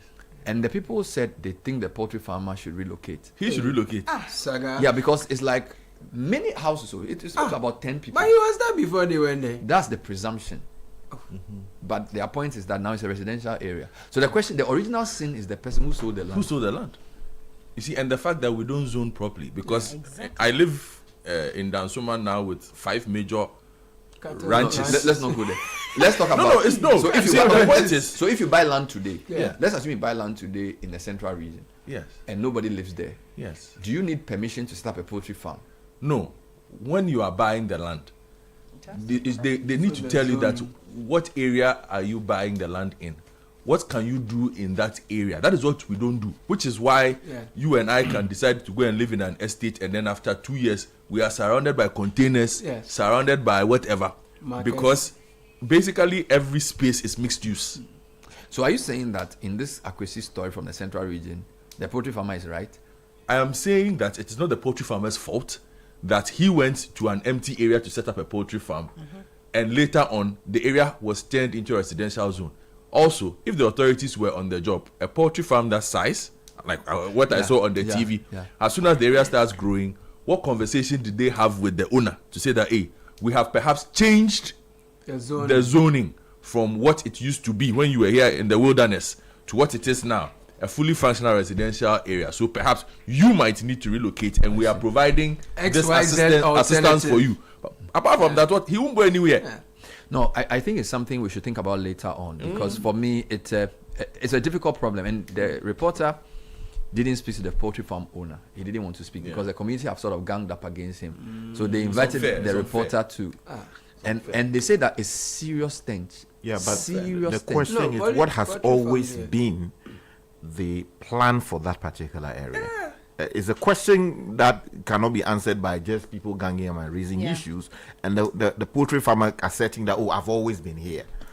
When you go to the district assembly, when you listen to the people, they sort of admit that the farm was there before they came. No, when that's I not. listen to their voices. Yeah, but that is not even an issue. What was the original purpose of the land? That whole place. Maybe there was no purpose of the land. No, there will be a purpose. If you go to the district assembly, you find out. So that's where the reporter ought to have gone to ask the district people. They're really failing us. Of course. So, Sky, hold on. Yeah. Generally in Ghana, you buy land from a chief or a family. Yeah. So from the way the story is being described, and this is not even Kaswa, this is beyond. It's an old. So it suggests that this was like he set up a poultry farm in a rural area type of place, not knowing that the Kaswa area will develop that quickly. Okay, so are you saying that if in my village I own a poultry farm, not like in my village, but maybe there's a small land I have in the outskirts of a town. So maybe there's outskirts of Bujuasi, and I set up a poultry farm there, which is like a bush. I needed to have taken a permit to set up a poultry farm. Exactly, you can't just go there. Okay, but what? Okay, wait. But what shows I didn't have a permit for the poultry farm? No, so the question is for the people who build houses later, not the guy who set up the farm. No, you see, it could well be that in setting up that poultry farm, he did not get the necessary permit. The authorities, for whatever reason, ignored the fact that, okay, well, somebody was building something. Or maybe they say, okay, well, he's bringing jobs. But the original purpose for that land may not well have been the need to set up for use for poultry farm purposes. Yeah. It could also be that was the purpose. But somehow, communities came in subsequently and they have compromised the integrity of what was originally intended. I think that so those are questions the district has to answer. Who is at fault is neither the poultry farmer nor the residents who are complaining. It's the failure of that state authority who ought to have determined the purpose from the get-go, and if the purpose, as Sky is saying, had evolved over time, should have done their job. Their failure is the result of people fighting among themselves. And this problem is important because you have the government trying to push on Kukon Kitten, and these are things that we hope will be very successful and will be in communities everywhere. I'll bring you the report later if I have time, but I think it's a very interesting case which requires some resolution, because clearly, in fact, there was one particular woman who said her son was asthmatic, and that she couldn't open the windows of her house. And so when he has an attack, it's very serious. Like it was they were in serious distress, you know. And I can imagine, because poultry farms emanate a stench, the feed, the urine, usually they are set up in outskirts where there's a windy place, you know, and also pig farms, piggeries or pig sties or whatever you call them, because you can't set it up in a residential area because the scent is not designed. You know what I'm saying? It's not designed, even with the way these sicknesses can be transmitted from human beings to animals. So if you look at a lot of, in fact, this new virus they are talking about, most of the problems we face in terms of viral infections, they come from other creatures. Oh my God. You get it? So maybe we need to go back to the assembly and see what can be done. But Bernard, before we move on, we are told that at Takwa, close enough to Dadia, so a tanker has overturned on its side, and the passengers are siphoning the fuel. I read one from Accra Kumasi. Okay. So is it? No, it's a different one. Because the one that I got this morning, this was between Joaso and Nkoko. Okay. In the Accra Kumasi road. This is a different one. Hey, but I think we should talk about that too. Why should people see a truck that has overturned? This one collided with another truck, and their first instinct is to come and fetch the fuel. Like, Sky, I think there's a major issue there. The idea is not even the law. A truck has hit another vehicle. Yeah. Don't you think people's first instinct should be saving this person to hospital? Exactly. Why are they there to harvest So that in Morally itself is stealing, bankrupt. because you are taking somebody else's property merely because you think that maybe it might leak into the ground or whatever it is. First of all, the safety concerns are major, because we've seen in other countries where these things go off and so many people die as a result.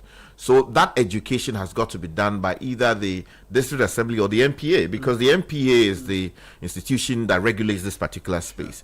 Then also the police have a lot of work to do in terms of educating people that merely because a van has overturned and having goods in it, Coca-Cola or whatever it may be, people should not, besiege the site, take the things and start drinking them or running it's off with petrol. them. This is petrol. Yeah, I'm saying because because there was a case where beer or something. Alcoholic Exactly, and people truck spilled and people went to pour. Exactly, that is stealing, because the goods in transit, they belong to someone, and that person has a right to recover it after the accident or crash or whatever it may be. So people have to understand that first they are putting their lives at risk. Secondly, they are committing a criminal act, stealing. And where they are arrested, they can be prosecuted. And then also the drivers also have to be very responsible on the road. I'm just another guy, obsessed to my morons. Good morning, Bernard. Belated Happy Mother's Day to my mother, Madam Margaret Alote Babington. This is from Julius in Dowenya.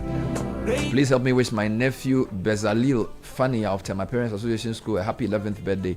May he excel in everything he does, and may God perfect everything that concerns him. From his auntie and uncle Lisa and Nee, and cousins Moriah and Gwyneth. We celebrated our mothers on Friday. Let me bring you some highlights of that conversation. We call it an episode with Mama. They were on brunch in the city. We got many entries. We shortlisted 10, and we brought the final 3 to you on Friday.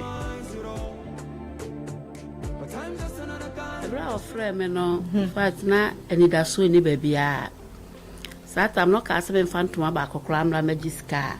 Naminibi. It's in its not say I'm so Quamaba school more. Also, Baba, the Ubitrius can and ask where them semeba. We called through her, I'm a cheer papa, no, and I'm going go to Jenny. Because that time not the enemy to me, I shall say, because so good a swipe and know whom me mobile. Now, what you know, by switching a match more by so me quiet so, or the match enough for my yamba school moon, and my yamba school moon. Miss me call once the cry, make it a bit. Until the enemy met him here, no. For me, or carry and me bonfire and me catch it ready, said ready. Many machine now, Namidina Haintina. Me could screw schoolmoha, be may be a ma, woman Temase. Tears rolled and heartfelt memories were shared as Channel 1 TV and Citi FM concluded an episode with Mama, a special Mother's Day initiative honoring mothers and maternal figures. The campaign was designed not only to celebrate mothers, but also to tell their stories through the eyes of those they raised. Participants were invited to share defining moments about their mothers, the sacrifices they made, the difficult choices they embraced, and the things they chose to forgive. 10 emotional stories from listeners across the country were shortlisted, with applicants recounting moving experiences of mothers who endured hardship, widowhood, and sacrifice to support their families. Everything that will make my children happy was what I was aimed at. So I didn't care about what I have to do. When we lost our dad, my dad took care of his siblings. He is the oldest. He took care of them, but sadly, they didn't really take care of us when he passed on. What I remember most was every time it was time for school, what she did was she would go to the authorities of our school, and then she would tell them that she's a single mom with 5 children, and this is the work she does. But what she can promise them is her consistency in paying our fees. Head of Programs Production at Channel 1 TV, Apio Kosei Ramashon Abe, says the initiative is aimed at capturing the essence of motherhood and highlighting the sacrifices mothers make in shaping the lives of their children. We want people to know that, look, it's not easy to be a mother, and it's not guaranteed that you have a mother or a father who will go all the way to where they didn't have to go, sacrifice everything just to make sure that their child becomes a responsible citizen of society. So beyond celebrating mothers and motherhood and just really holding up women in the way that we are, we're also making a statement that look, people who are doing their bits in their homes, in their corners, but did what they needed to do to also contribute their quota. All 10 shortlisted applicants were invited to the premises of Channel One TV, where they received packages from sponsors, GTP and Tekura. The top 3 entries, in addition to the hampers, received an all-expense-paid weekend getaway to the African Regent Hotel in appreciation of their inspiring stories and resilience.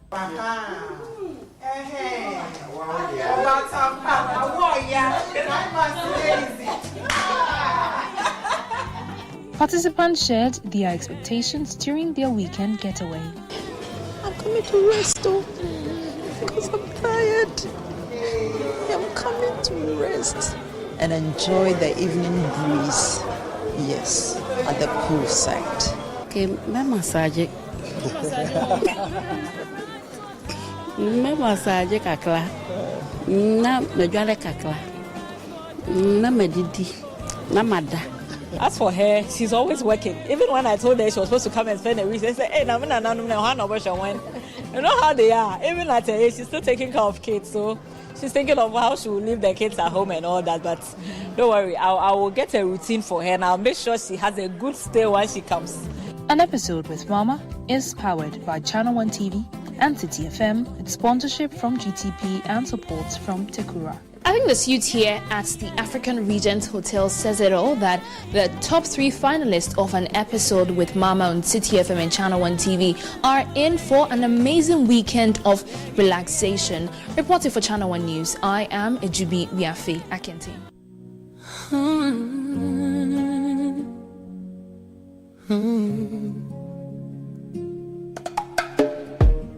I remember Mama's sacrifice, sleepless nights beneath the moonlit skies, just to put food on our table. She stood so strong, though life was unstable. Silent tears fell in the dark, hidden pain left a tender mark. She smiled through storms, she carried the load, with weary feet on a rugged road. She prayed, she wailed, she gave her all, through every rise and every fall. Her love was deep, her heart was wide. She was our shelter, our strength, our guide.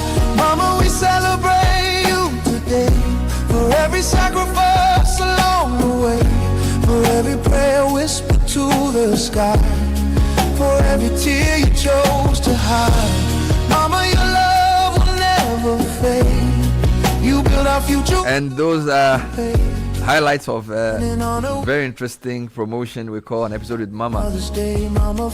First position went to Catherine Ewo, who shared the story of her mother Edith Ewo, describing her as a woman whose life had been defined by sacrifice, forgiveness and resilience. Every battle fought was fought for. Second prize went to Mrs. Marian Kutienyo, who recounted how her mother, Mrs. Agnes Kwejiro, struggled to raise 5 children after the death of their father.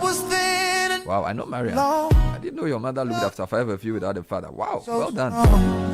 She narrates how her mother, despite earning a modest salary as a midwife, made arrangements with school authorities to pay fees in installments to ensure her children stayed in school and eventually completed tertiary education. And Kwabno Usu Yeboah placed third after sharing the stories of his mother, Madame Florence Safwa, whose determination ensured he completed his education despite severe financial difficulties following the demolition of his father's building business. He particularly recalled an emotional moment when his mother knelt in tears before university authorities in an attempt to secure an opportunity for him to sit for his exams. For every tear you chose to hide, Mama, your love will never fade. And in the case of Catherine Ewo, her mother Edith Ewo sacrificed a lucrative corporate career to single-handedly raise 5 children, taking on several menial jobs to support the family while ensuring her children receive quality education and proper upbringing. Stars could sing, they do this. Wow, these are amazing stories, heartwarming stories, stories of resilience, stories of love, stories of motherhood. And the mothers will be given a treat. First position, 5 GTP cloth gift bags from Tekura, all expense paid weekend getaway at the Africa Regent Hotel. Still wore a smile Oh my God. on your face when hope was thin and nights were long.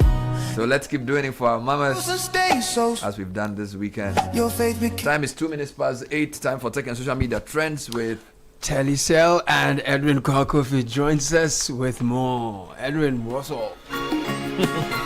Edwin, welcome. Thank you very much, Bernard. Good morning to you. Good morning to Caleb. And speaking of Telecel, this weekend we had the Telecel Ghana Music Awards. CGMA. So let's start from the big one, the Artist of the Year, which went to Black Sheriff. Yes, it was a very tight category with medical also in there.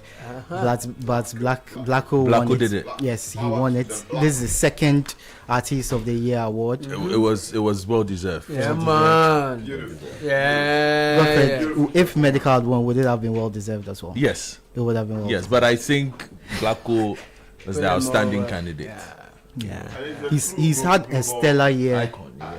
He's doing his thing now. He's had a stellar year with the release of the Iron Boy album. That was a really good album, which had massive hits, and obviously won him the album of the year as well. So very well deserved for Black Sheriff. There was also a collaboration of the year which went to Shoulder, medical, medical and Shatawale and Beast Trap as well. There was also Group of the Year, which Keche won. Oh, okay, Keche. Yes. Finally. Yes. They have chased that award for a very long time. And they are still together. Yes, they are still together. They've done really well. Wonderful performance. And the performances of the night got a lot of praise. First from obviously Black Sheriff, Samini. There was Medical's performance. There was R2B's who turned back the clock with a wonderful session as well. Yes, Enam as well, who won Best Female Vocal Performance. She's come a long way. I actually wanted to mention that she's come a long way since I first heard her on the Citi Breakfast Show. I think Enam. Okay. Yes. Courtesy, my good. Yes, courtesy. I was waiting to ask her. But right now, Agbozo Naomi is such a big song. Interested in her career. Naomi, please, now every song Sky brings will play. Yeah, so it was a really good event. A bit lengthy though, but I think it went largely well. And I want to go back to the Group of the Year award. And lots of people were asking where Dope Nation was, because they've released a number of really good songs, but apparently they didn't submit themselves for nomination for any of the categories. But I want to continue with them to the next issue. They had a couple of things come up. First of all, Ghanaians are petitioning for them to perform Kakalika at the FIFA World Cup. You know, Kakalika has become one of the biggest songs. I saw Desiree Due after some PSD match. Yes. His team is doing Kakalika. Yes. Everyone everywhere is doing Kakalika. So everyone wants them to perform at the FIFA World Cup. We'll see where that petition goes. But I can tell you homework. Give it to Donald Trump. The way FIFA is a money making machine. Every decision it makes brings its money. So if you look at the acts that have been outlined, if you look at the America acts, if you look at the Canada acts, if you look at the Mexico acts, they are all designed to generate a certain kind of buzz and generate a certain kind of revenue for them. They are not going to play. So it's not just the hype. Yes, I hope they get an opportunity to perform at some of the fun events. I think that would be awesome. People can just go there and vibe. But for what people are petitioning for, which is the opening ceremony, everything has been researched. Give it to Donald Trump. He has the FIFA president's dial number. He'll make it happen. So another thing with Dope Nation, they released the video for Kakalika, and they've got into some controversy because the man whose dance led to the social media sensation, the viral social media sensation, he was left out of the video, which people aren't too happy about. Charlie, they say yeah, he was left out of the video. So people are saying that's why would you add lots of TikTokers, lots of other people, when the person whose dance actually sparked the movement has been left out of the video. So that's a big complaint. So this is all about the Telecel Ghana Music Awards, and of course I have to mention the red carpet. The red carpet. Yes, we usually see a lot of unique clothes on the red carpet. DJ. The brother was in Nigeria. Aloski, the red carpet, you know, we have to interrogate it. Well, it's getting out of hand. It's getting out of hand. Why people were misbehaving? No, I mean, people are exploring their creativity and the limits to which they can push fashion. Oh, man. So you have to Dr. Lucky, man. I even think there's a question of what is acceptable fashion and what is not for a night. You know, well, some of the things didn't make sense. Some of the things you watch, you just have to laugh. Charlie. It was a chance for people to show their creativity. Let's move on to some sports news, and we have a lot of sports news to talk about. Firstly, Arsenal on the verge of the title. West Ham almost spoiled the party, but VAR intervened, and now people are saying that Arsenal. This is a method Arsenal use a lot throughout the season, pushing goalkeepers. You know, impeding their progress. So why is it that when West Ham do it was they get? I lost the first match of the season. Arsenal beat Manchester United with a foul.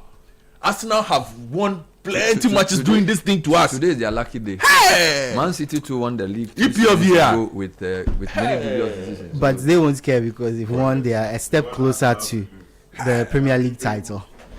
Let's move to Spain, where El Clasico happened. Barcelona have won the La Liga because they beat Real Madrid 2-0 in the El Clasico, and they beat the RFC, the Real Madrid Fighting Club, which has yes, Real Madrid Fighting Club, each other because two of their players they fought consecutive days, Chouameni and Valverde. One ended up in hospital with a head injury. Yeah, 2 consecutive were they boxing days or of what? Fighting. Yes. Well, the first time it was just a verbal incident. The second day it turned physical, and Valverde's head hit something, and then he went into the hospital for stitches, which is why he didn't play in the El Clasico. But there's also the issue with Mbappe. The fans have signed a petition for him to leave the club because they feel he's come in, and since he's come in, it's just been a lot of trouble. Where will he go? He can go anywhere as long as you have money to pay his wages. We can spend 400 million pounds on useless players. Why can't we get Mbappe? Yeah, so Mbappe also coming in. But now let's go to another issue, a worrying issue in Ghana tennis, where Ghana risks being thrown out of the Davis Cup and Billie Jean Cup because there's a severe funding shortfall in there.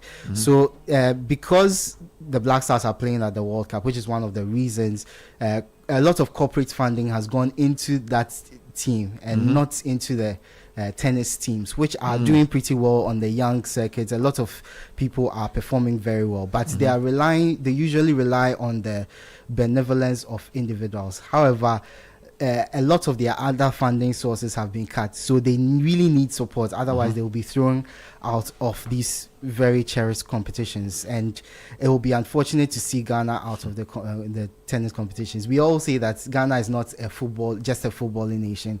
There are other sports which deserve attention as well, including athletics, including boxing, but including tennis, where we are starting to see a lot of really, really good young stars popping up from Ghana, and eventually this results in them moving to other countries, seeking asylum in other countries, because that is where they will be successful. But we need to ensure that our young talents are protected, giving every single opportunity to compete on the global stage. Thank you very much, Edwin Kwakofi. That was Tech and Social Media Trends.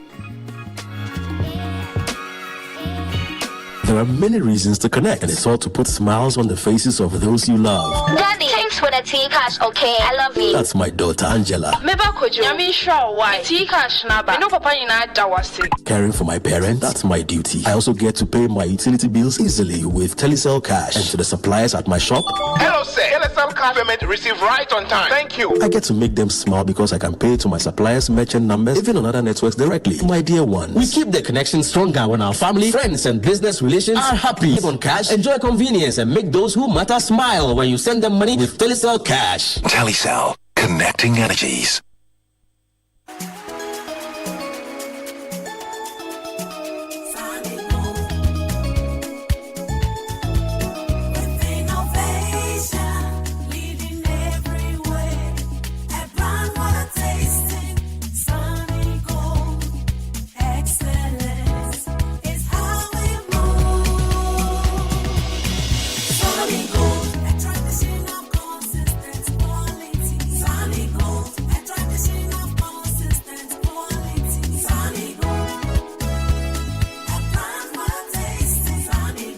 Sunny Gold Brown Sugar.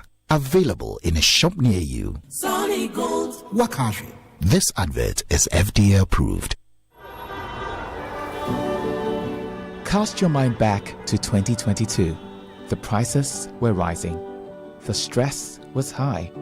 Every liter of fuel felt like a sacrifice. Do you remember who stepped forward first? When others were comfortable with high prices, Star Oil chose you. We cut our own profits so you could keep your AC on, keep your engines running, and keep your life moving without the heavy burden. We gave you room to breathe when things felt tight. Because of you, our star savers, we became #1. Today, the pumps are a battleground. Others are finally cutting prices because they have to.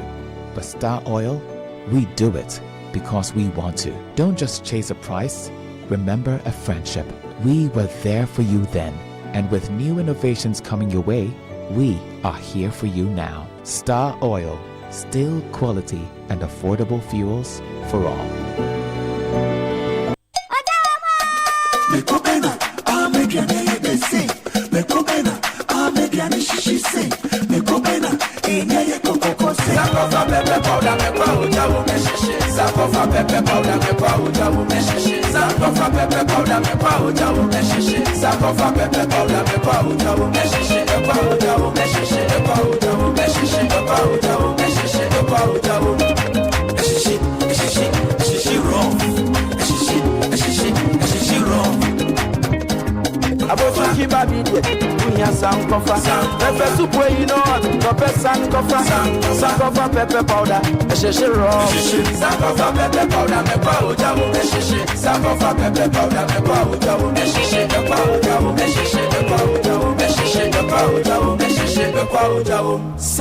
Pepper powder, FDA aji ejade nkrato yatum.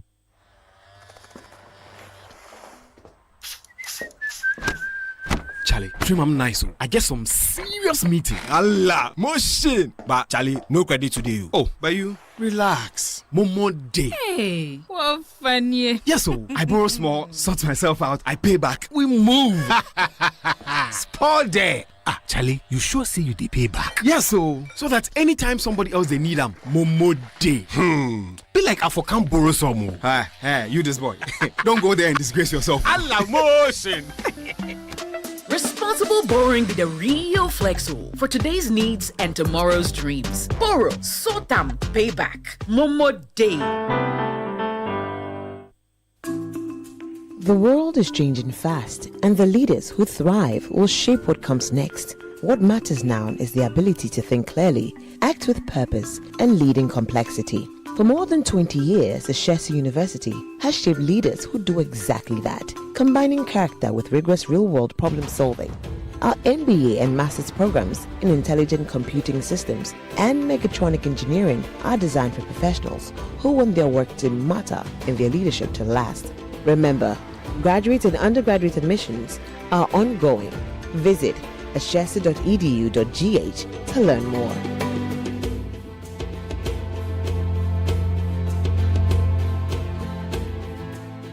Are you clapping? Are you giving God the glory? Hallelujah! Every day you wake up shouting, my business is not moving. Customers are not coming. But look, my brother, my sister, who are you deceiving? Have you smiled today? Do you have the confidence to smile? Your face alone is chasing people away. Yeah! We all know that the problem is not a spiritual problem. The problem is a dental problem. She was saying, use Pepsodent charcoal toothpaste to remove yellow. Somebody shout amen. Craft your smile with Pepsodent charcoal. It removes stains and whitens teeth. This advert is FDA approved. For decades, we have helped businesses connect with their trade partners all over the globe. From Ghana to Burkina Faso, Côte d'Ivoire, Benin, Togo, Senegal, China, Morocco, France, Netherlands, and many other countries. We have made it possible to bring Ghana to the world. We have brought small and medium businesses closer to their customers across the regions in Ghana with our SME support facilities. We have brought relief and smiles to the faces of families with our employee personal loans. With our cutting-edge technology and digital support, we take the burden of complex thinking off you, making life simple. That is who we are, as close as a partner. Bank of Africa. We are indeed the African bank with the global reach.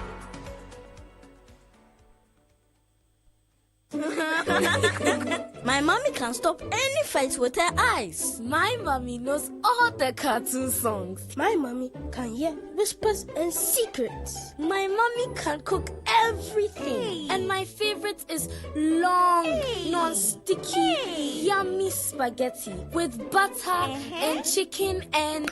now I'm hungry, Bo. Hey, me too. We haven't eaten all. Kids, who wants some spaghetti?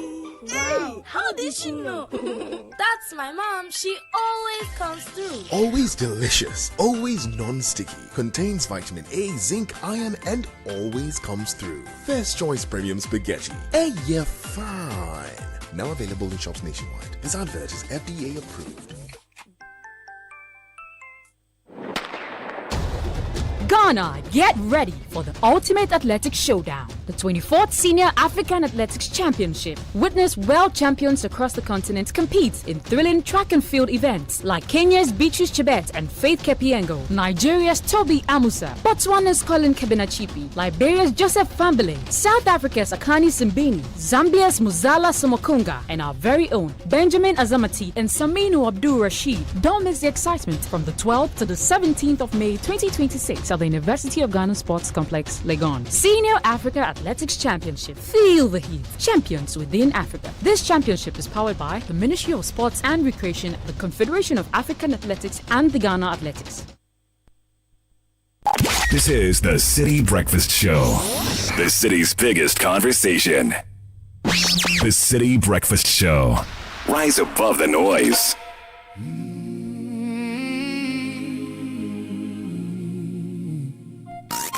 Unleashing the power of relevant radio. This is Citi 97.3.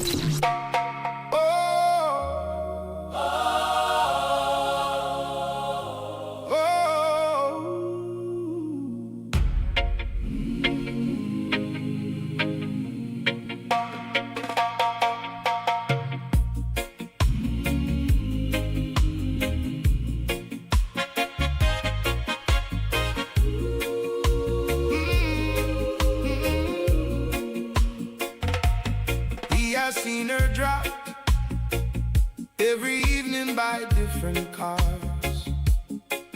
Yesterday it was a black Mercedes, today it was a Rolls Royce, tomorrow it will be a Bugatti.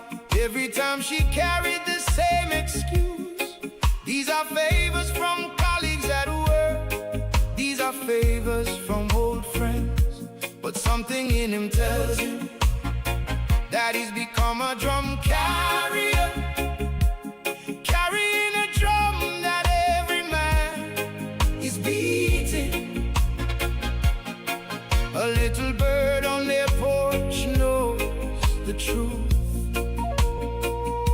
but cannot say it only sings. How long must a good man carry a drum that every stranger beats? How long must a loving heart deny what every open eye can see? How long must a good man carry? 20 minutes past 8 on the Citi Breakfast Show. What defines the strength of a woman? Her creativity, her ability to multitask, or her leadership? Discover Obasima Stanbic Bank's Women Banking Solution designed for every woman in Ghana. Enjoy business incubation, China trade opportunities, and comprehensive financial and insurance support. Stanbic is here to drive your growth. Visit stanbicbank.com.gh or call 0302-815-789. Stanbic Obasima, unlock your strength. Casapreku PLC has announced a share offer in connection with this listing on the Ghana Stock Exchange. Individuals and corporations can now own shares for 1 CD 20 pesos each. The minimum initial investment is 2,000 shares for 2,400 cedis, with additional shares available in increments of 1,200 cedis. Details of the offer, including the terms, are contained in the offer prospectus, which is available from casapreco.com and licensed stockbrokers. This offer is scheduled to close on Monday, 1st June, subject to terms and conditions set out in the prospectus. The announcement is for information purposes only and does not constitute investment advice. Casapreco, a step beyond excellence. If you're dreaming of studying abroad and taking the IELTS test, IDP Education is your solution. Our counseling and application support services are completely free, helping you save finances while securing genuine opportunities abroad. Your journey begins with IDP Education Ghana, your trusted global partner for study abroad services and IELTS testing. IDP offers expert free support for study abroad in UK, US, Australia, New Zealand, Ireland, Canada, and other destinations. Call 0202-256-6614 or 054-223-1052. Book your IELTS test today, speak to our counselors, and take the first step towards your future abroad. But cannot say it only. Managing your church or ministry requires a banking partner that truly understands your mission. Zenith Bank Ghana introduces the Zenith Church Premium Account, a tailored financial solution for churches and ministries. Enjoy free Sunday cash pickups, loans at concessionary rates, full cash management services, and expert investment advice for your church's growth. Let Zenith handle your church's finances while you focus on transforming lives. Sign up for the Zenith Church Premium Account today. Talk to us on 054 2000 111 or 0302 680 884. Zenith Bank, in your best interest. Mijo is here. Mijo is the Ghana Post GPS app offering affordable rides, accurate pickups, and easy deliveries, and multiple ride options all in one app. Whether you are headed to work, school, or events, or sending a package, Mijo is committed to making your journey easier and more convenient. To get started, download the Ghana Post GPS app on Google Play Store or the app iOS Store. Register with your details and enjoy your first ride with a 30% discount. Drivers, this is your chance to earn more with freedom and flexibility. No commission, no hidden charge. Pay just 24 cedis a day, ride all day, and keep 100% of your earnings. Ready to start earning? Download the Ghana Post Mijo Driver app on the Google Play Store or the App Store. iOS, made by Ghanaians for Ghanaians. And whether you're grinding for an exam, pushing deadlines at work, or cooking up the next big idea, Cowbell Coffee gives you creamy taste and rich coffee aroma to kickstart your day right, and you can enjoy it anytime, because success doesn't just happen overnight. It's the little moments, the early mornings, the late nights, and through it all, Cowbell Coffee day for you. Cowbell Coffee with you every moment. So imagine a world where power never fails, your data is always secure, and your business never stops. That's the world Left Signature Limited is building every single day. From expert electrical engineering services, cutting edge renewable energy solutions, solar microgrids, Left Signature keeps your world powered. Data center and cloud services that we have ensure maximum uptime, seamless connectivity, and strong disaster recovery. We also deliver custom applications, ERP systems, and AI-powered solutions designed to boost productivity and drive growth. So go ahead and download the LEP Power app from Play Store or App Store, or access the web version. Call now 0256 111 811. Visit leftsignature.com. You can visit our office at Lashibi North Celebrity Estate. Left Signature Limited, driving progress through technology and engineering excellence. Growth is not just about becoming bigger, it's about becoming better. First Atlantic Bank integrity has always guided us, and our customers always come first. Today, that commitment takes a bold new form. First Atlantic Bank is now a PLC. We are listed on the Ghana Stock Exchange. Oh yeah, we have become a PLC, and that strengthens our accountability, deepens our credibility, and positions us to serve families, businesses, and communities even better. We are now a PLC. First Atlantic Bank PLC is more than a new status. It's a promise to lead with eye care, integrity, customer centricity, agility, resilience, excellence. First Atlantic Bank PLC, refreshingly different. Everyone is a winner in the ongoing Ongalicious Abingwaha promo. Over 4 million Ghana cedis of cash and prizes are up to be won. Submit your 20 Onga powder promo sachets and 20 Onga shrimp tablet promo wrappers at any redemption center near you. Receive your scratch card. When you scratch, you reveal your unique code. Send it to *713*27#. You will win instantly. Cash prizes are up to 20,000 Ghana cedis. We have deep freezers, smart TVs, kitchen appliances, and more. This promo ends on the 15th of July, so hurry, don't miss out. All right, we'll be turning attention shortly to this interesting discussion around siting of a poultry farm and the community, the whole discussions around urban management and all of this. But if you're into agribusiness, retail, mining, hospitality, manufacturing, trade, or logistics, then you need a partner that understands your business. That's Absa Business Banking. You get tailored solutions such as working capital, assets and trade finance, merchant solutions, and digital banking support designed for your business success. So whatever stage you are in your business, talk to an Absa relationship manager today. At Absa Business Banking, we get it, and that's why we are here for you. With an annual premium of just 159 cedis or 265 or 396, you and your family can get cover from IO Insurance. Sign up for IO on the Momo app. Go to Financial Services, select Insure, tap on IO, and choose the package that suits you. Or dial *928*101#. Select annual cover and sign in seconds. We're talking the IO annual cover. WhatsApp us on 059-691-8235 or follow at IO Ghana on Facebook. IO, because we care. All right, so this is a very interesting story I heard on CNR on Sunday evening, where Akwesi Ado visited a community who were begging for a poultry farm to move. And this story displays quite a number of issues around the way our cities are developing, and also a larger issue of coexisting with animals in our houses and homes in our communities. Let's get a wrap of that. At Policeman Junction in Papasi number 1, the atmosphere is filled with a foul smell emanating from one of the poultry farms. Residents say air quality is consistently poor, making living in the area uncomfortable. It's the poultry farm that is making the sense. They will open the water, then it will pass here. Even there's a woman at the back, she used to do the restaurant. People don't go there and buy again because of the scent. So it's making the area very unpleasant. We can't stay. Rodi ebia obi ba ofie. Namudu sa junction we scent is too much. Te basa no kra wo fere embra odi ohoho bi e ba ofie. Ensuo to na ba kwan bebia e kwa ekire onyina. Yanya ahome mi se mi kunu ti asio ni na nya grudge da nti untumi ba na animu kura mbeka sa asem we nkire no nti ama obi aye kom e bon papa e bon wo dem kura sent ni ba na eba. Wastewater from the facility runs through the community, creating unpleasant scenes that worsen during rainfall. Enansuo to a 1 to krunto ye be fem na eninam na fa ha nyina na chi ye nkro yi nyina afa eye yare enye ni sikanti na ye ndie da bia ye ko hospital.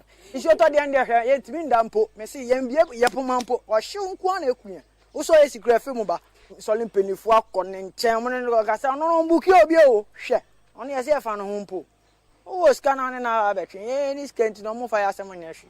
Residents, particularly children with underlying respiratory conditions, are finding it difficult to cope with the situation. Center bahano, papa, ikitankwala 4. Ayiru so 2-3 months bia se ba akoko hospital. Ene sesi amenu ka se ye windows ni yembie. Sensuo tompo dia ne de na ye kun aye west kra. Even my son have an asthma. So because of this scent, when the attack comes, it's very hard for us. So we don't open our lower place anymore. Always we lock it. Because our own house, we fences, but we can't stay outside. We are always indoor. Another poultry farm, located in a different part of the town, is also contributing to environmental challenges. The leadership of the Landlords and Residents Association says several complaints lodged with the Environmental Department of the Otisenya District Assembly have not been addressed. I organized my people, and then a lot of people are saying that they even went to the man, and then he didn't even accept them to enter the yard. So now that we decided that we have to form an association so that we can go to the assembly, environmental people, and discuss with them and see what we can manage. Residents are calling on authorities to intervene and ensure the farms are either relocated or compelled to adopt environmentally friendly practices.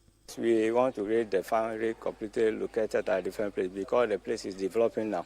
Farm bia ehoya kese awia na wayi na odi akọ baabi nkukọ yam empeni pemuntu odi kọ baabi a na wakọye na yenso ye ho atoye na se obetumi ayi ade na afiri ha onye ne sa me na mbo ye nyina obi antan wo broni so. The owner of the poultry farm, who is now exiting, even though available, has refused to comment on this issue. Even though I am in nose mask, the air here isn't that pleasant. There is a foul stench in this community which makes it very difficult to breathe. The residents here are calling authorities to take urgent action. For the Channel 1 newsroom, I am Akosiado, Papasi, Central Region. So the area is called Policeman Junction, Papasi, in the Central Region. It's in Ewutu Senya district. Right. Ewutu Senya, for listeners who do not know, is basically Akasoa and its surrounding areas. So basically there's Gomoa East, which is Nanyanyano side, and then there's Ewutu Senya East, which is Kaswa, and Ewutu Senya West, which is Bojoase, and then continuing areas. I told you I went there on Easter Monday, and the place has developed. So the suggestion is that... What does the development mean? Well, people have built houses. People have built houses, all right? Now, there are a couple of comments that have come in that seem to corroborate this. Let me read one here. Tell me. Hey, Bernard. Yes? I started my farm in Oyibi near Cass Valley. Back then, it was farms everywhere. Then the estate showed up, and suddenly everyone wanted a lawn instead of lettuce. So I packed up and headed deep into the wild. I bought land in Okrakwajo, a real farming village. Right across from me was a farm that had already kicked the bucket. I rented it briefly in a panic because our Oyibi farm got demolished and we had to evacuate quickly and my buildings wasn't ready. Fast forward, that dead farm across the road has now been reborn as a guest house and the owner is now complaining about stench. Let me be clear, my farm tries to be neat and eco-friendly. We take our waste as seriously as our products. We've got designated compost zones. We supply manure to other farms and we've even installed biodigesters that give us biogas for cooking. So we turn our poop into gas.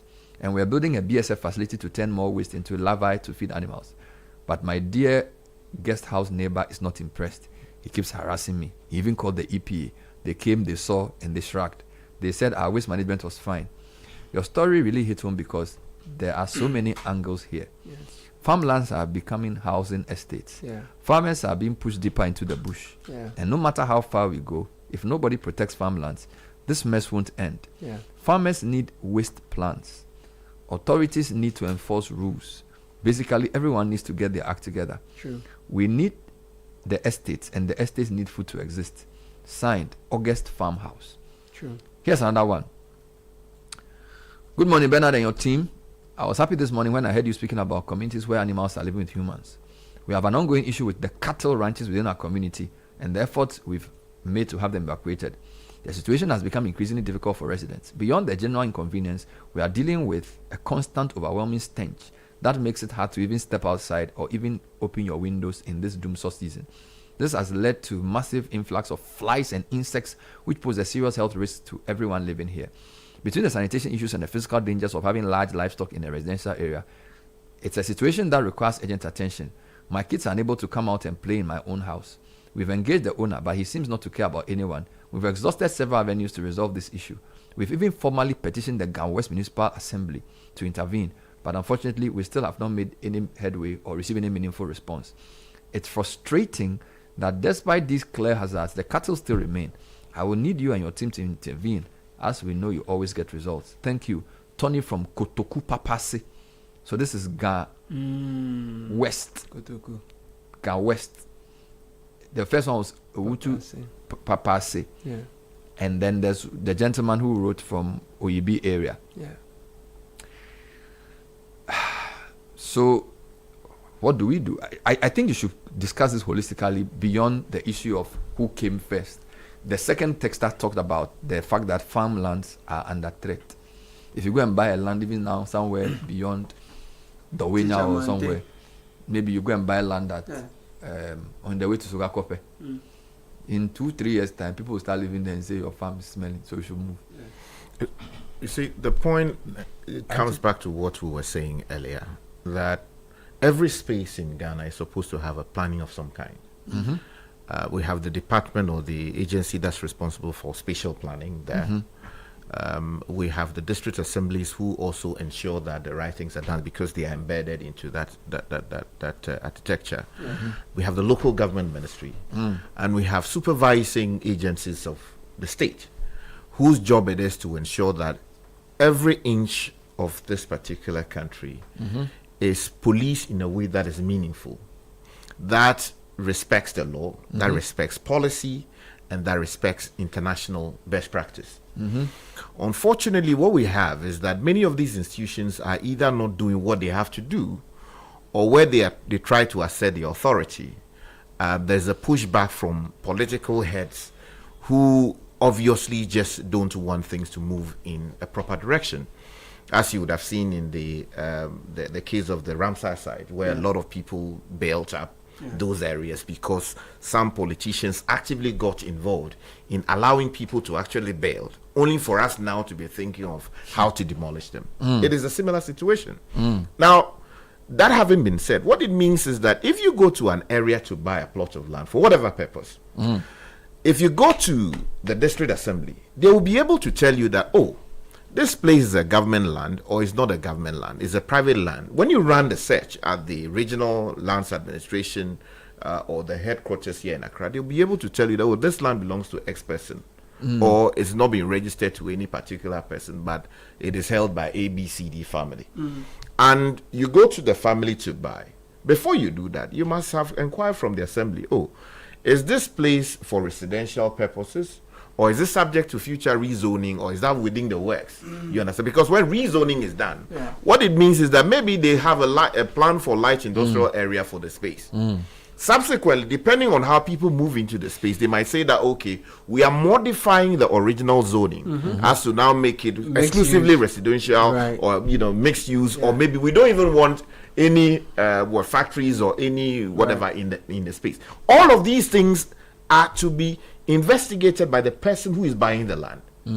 Now if you go there and they tell you that this place is exclusively for maybe farming purposes, and you have acted or relied on that representation from the assembly, you have gone, you bought the land, you set up your farm, only to be disturbed subsequently by some other new owners that you should not put your factory or whatever there, you have a right to challenge the assembly. You have a right to sue the assembly. In fact, because you have a right to peaceful enjoyment of your property. Correct. Nobody should come there subsequently and say that, oh, we are coming to build a house here. Because the assembly knows, or ought to have known, that all along the reason for that space is for purposes of building let me ask you a question. Or something. So let's assume somebody buys land somewhere in this central region place, and that area for the foreseeable future is just rural, and they are using it for farms. Then an estate developer buys land across, maybe opposite the land, like to a different road side. Across the road, and then this builds an estate. Once you build an estate on the opposite side, which may well have been meant for an estate, the attractiveness of your side to development and commercial interest also increases. Okay, so in this case, should the assembly say we will not sell the land to a developer across your side completely, or once we sell the land to developer across your side, they must start notifying me, the guy who has the farm, that very soon you will have to live here? Or can I say that since I came here first and I decided to do a farm here, don't sell anything close to me? Because it's different people own the land and there are different parts of them. So I'm talking about opposite area now. Okay. Because this gentleman who's writing is saying that he has a farm, and then opposite him somebody has a hotel or something. Okay. So which may not have in the same piece of land. Okay. Yes. So, but generally assemblies don't sell land. Yes. The lands are either in the hands of individuals, and families. It could be companies or families or stool or the stool, and in some cases the state. The state then will be assemblies in some cases, depending on the specific nature of the area. So when you go back to that assembly, they'll be able to tell you that this particular plot of land is zoned for, he said farming, right? Yes. Farming, agricultural purposes. For poultry farm. Poultry farm. You understand? If that is the exclusive use originally intended, the assembly is supposed to stick to that. Unless there's some shift in policy which has been properly deliberated at the assembly level and the decision taken that, okay, we can vary this because of A, B, C, and D. The assembly is not supposed to get up on its own whim for whatever reason and say that, oh, because people are moving into this particular area, let's allow a hotel to come up.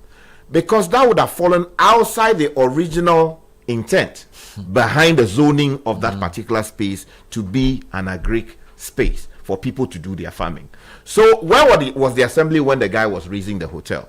Why did they allow the hotel to go up? Why did they not raise any issue to say that, okay, this place is reserved exclusively for agric purposes? Yeah. You understand? Yeah. Okay. Where the assembly fails its duty, then we see problems. Let's like do that. another issue. Generally, farmlands are being converted to residential property.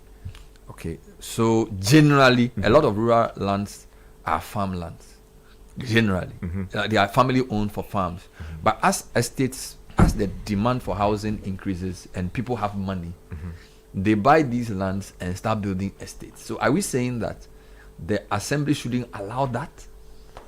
Do you understand me? Because the main challenge here is that people who have resources and want to develop estates, and we need houses to live in, are building estates. I need food too. And the people who also own the lands are farming. So I'm not sure if it's even people breaking the law. It's more the changing needs of society and how the assemblies manage that tension between land originally meant for farming and land becoming useful for residential purposes, for which they have to find a middle ground. But I'll give you a quick example and then I'll let Sky and Godfred talking about the changing needs of society. You know, very often when we're doing the agri fair, we talk about the poultry farm at Hacho Papao and talk about how it's such a big stuff. I went there over the weekend, right? Oh, this weekend? Oh yeah, I went to buy just a crate of egg. Oh, you too. You know, the heat from the farm is solid. No, it's a farm. Where is it? You have to understand. So when you are leaving the game stretch, you use the Legon bypass, you're going towards Hacho, or you so go the Gimpa bypass, yes, you continue as if you're going to Hacho. Continue as though you're going to Hacho. It's in the sharp curve on your right, like that. How far do you drive inside? Oh no, it's not too far. You just drive 2 minutes and you are there, right? So where you see the University of Ghana Hill, exactly, you will see the University of Ghana Hill. Now the reason I'm coming in with that particular spot is that some 2-3 years ago I noticed someone had tipped off some heap of laterite at the back of the, and you saw stones and you saw a container, and it was just a sign that some buildings were going to come up. Somebody wanted to do something. At the time, I didn't know that was the farm, and you couldn't really tell. You only smelled something funny when you rode down, getting close to where they've put up a new fuel station, right? Yes, in the cave. But I noticed also that it got to a point that you see military men, people who are armed, they will be on the site. Over time, you don't see the heap of laterite anymore. And it didn't take long for me to see that was the poultry farm. So you could tell that this is a designated farm. It has been a farm for a long time. At least Amens tells us he did a service 80s. There so for a very long time. But we have this changing needs or demands of society, as you have said. But it shouldn't mean that if you have a standing farm, you should go and encroach on it, because we will still need food to eat and all of that. So I think that the needs for urban housing is increasing. That is true. I remember 6 years ago, I did a report at Akwiteman, where the residents were complaining about a candy factory. They produce sweets. Akwiteman here, no? Yes. They produce sweets, and the fumes that came from their factory, you should see it.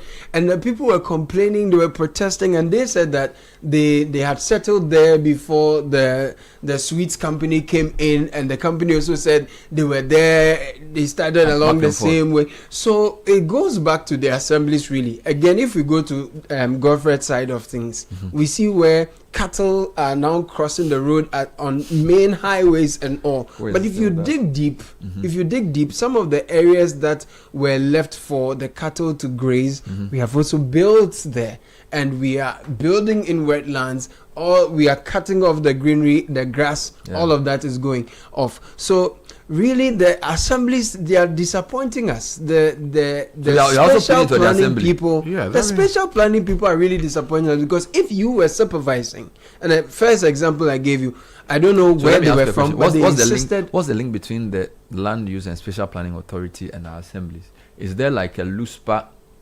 person in every assembly? Yeah, that's ideally the that's what they are supposed to do. If you pick an assembly but random, like Ewutu-Senya East, would you say they have a LUSPA? They are supposed to have it. No, that's what is on paper. Would you say that there's a LUSPA person in every assembly? I cannot say as a matter of certainty, but the requirement is that they need to have it. Yes, because that's the only way that you can actually ensure that the permitting regime is properly executed. Because if you are not, if you assume that people should do whatever they want to do, and we too, we are here some. People will do whatever they want to do, and then you will be there some. The reason these offices are in place is to ensure that we have a minimum standard as to how our communities are planned. There are supposed to be areas for farming, reserved exclusively for farming. In appropriate cases where farming activities would not disturb, residential use, you can allow some light mixed use. You understand? Again, there are areas reserved exclusively for factory purposes, industrial purposes. So you cannot mix those with residential. Could you try again? Oh, you're serious on. This is a problem we face in life. You are talking then. Yeah, he's listening to you all the time. So probably you have to turn it. This is for Caleb. Oh, Caleb. Okay, you have your Siri on. It's not a good thing. He's even recording the thing we are saying. Sometimes.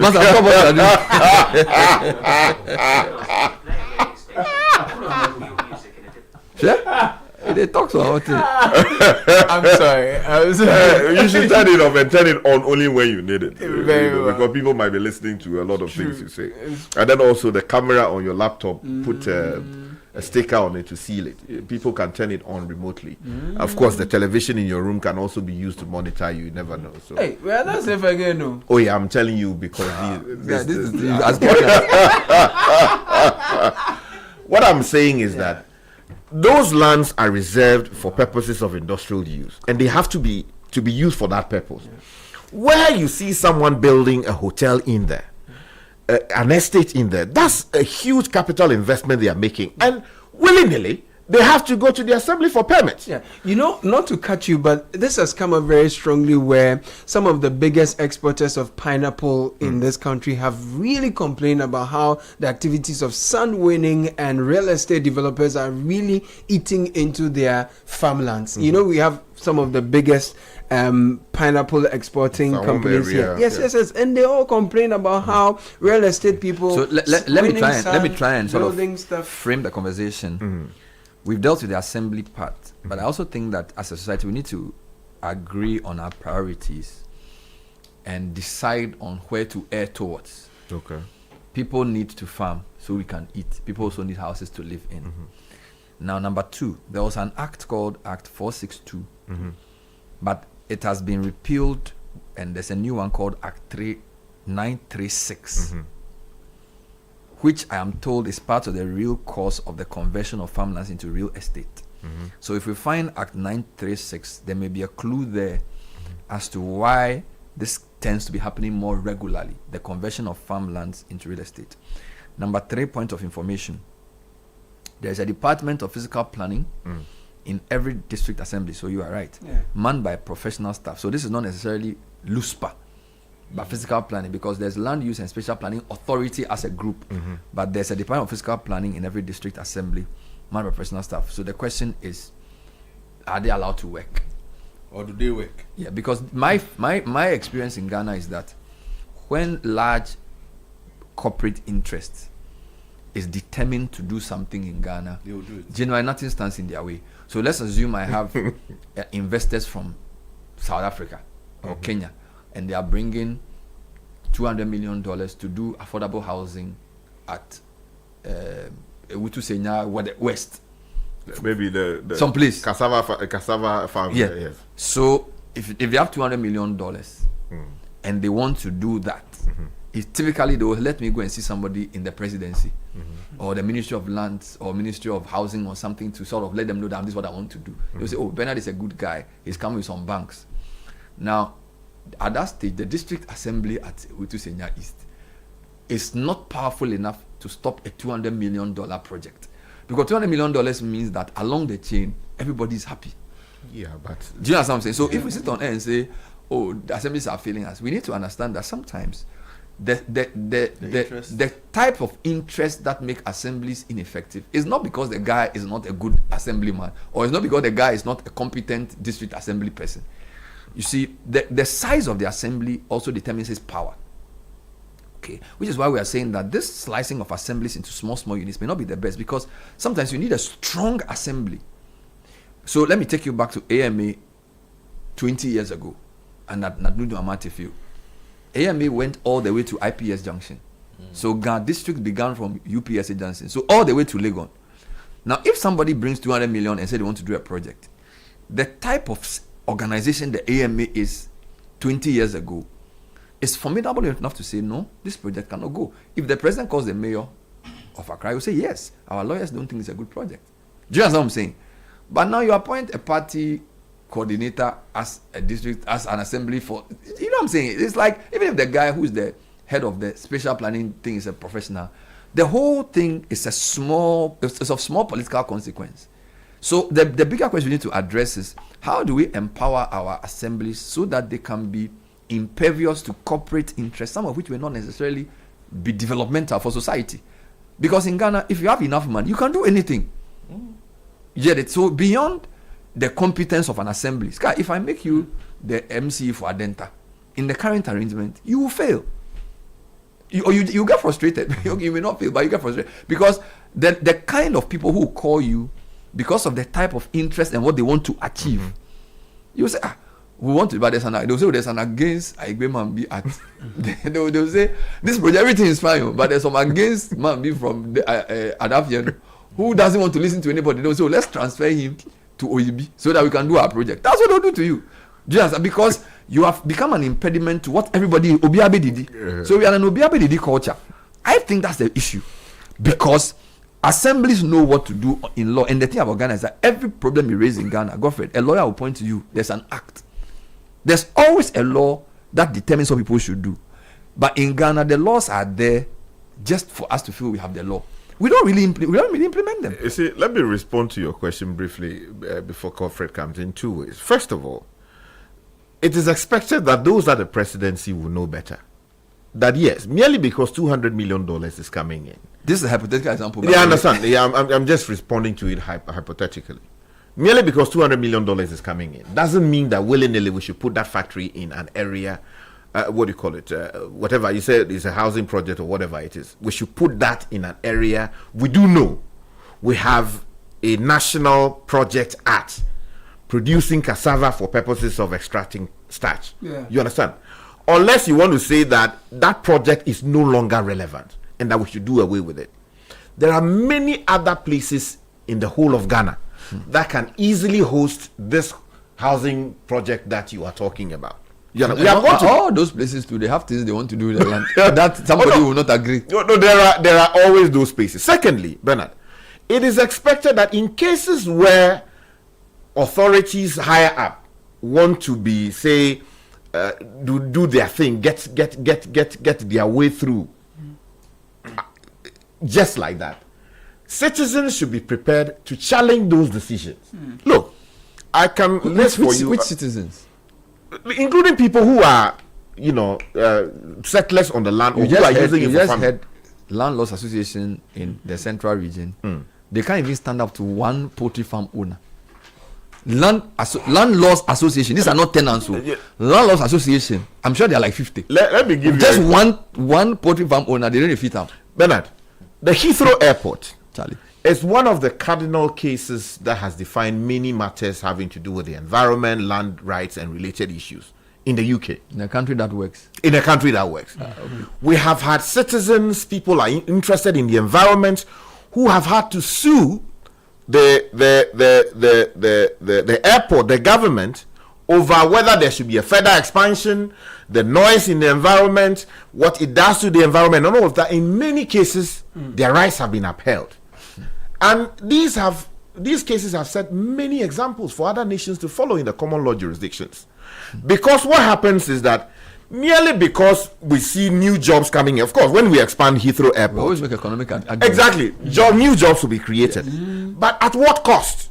There's always an opportunity cost, whatever you do as a nation. So 200 million may be falling from the sky, but what is it falling on? We have to make a careful determination as to what serves our interest, what serves our purpose. They'll describe you as against. Because what I've been told is that 200 million, the chiefs are also involved.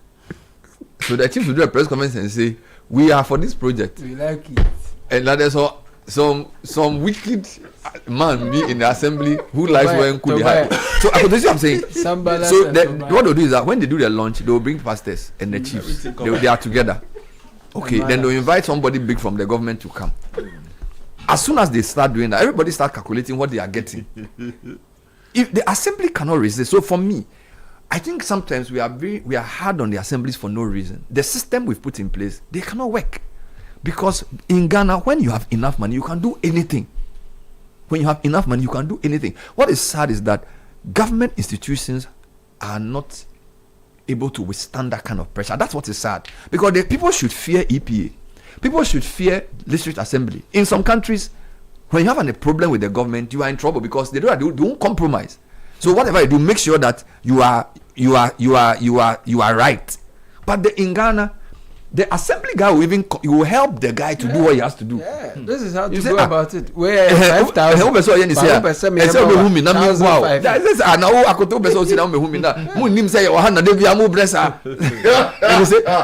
are the boy, you have to come and consult us. When you go and consult him, he will tell you all the people you have to avoid. Don't pass it to Richard Sky, because Richard Sky is a wicked. I don't understand what he's doing. You know what I'm saying? Then Caleb is Lapo on the radio. So go and see this guy.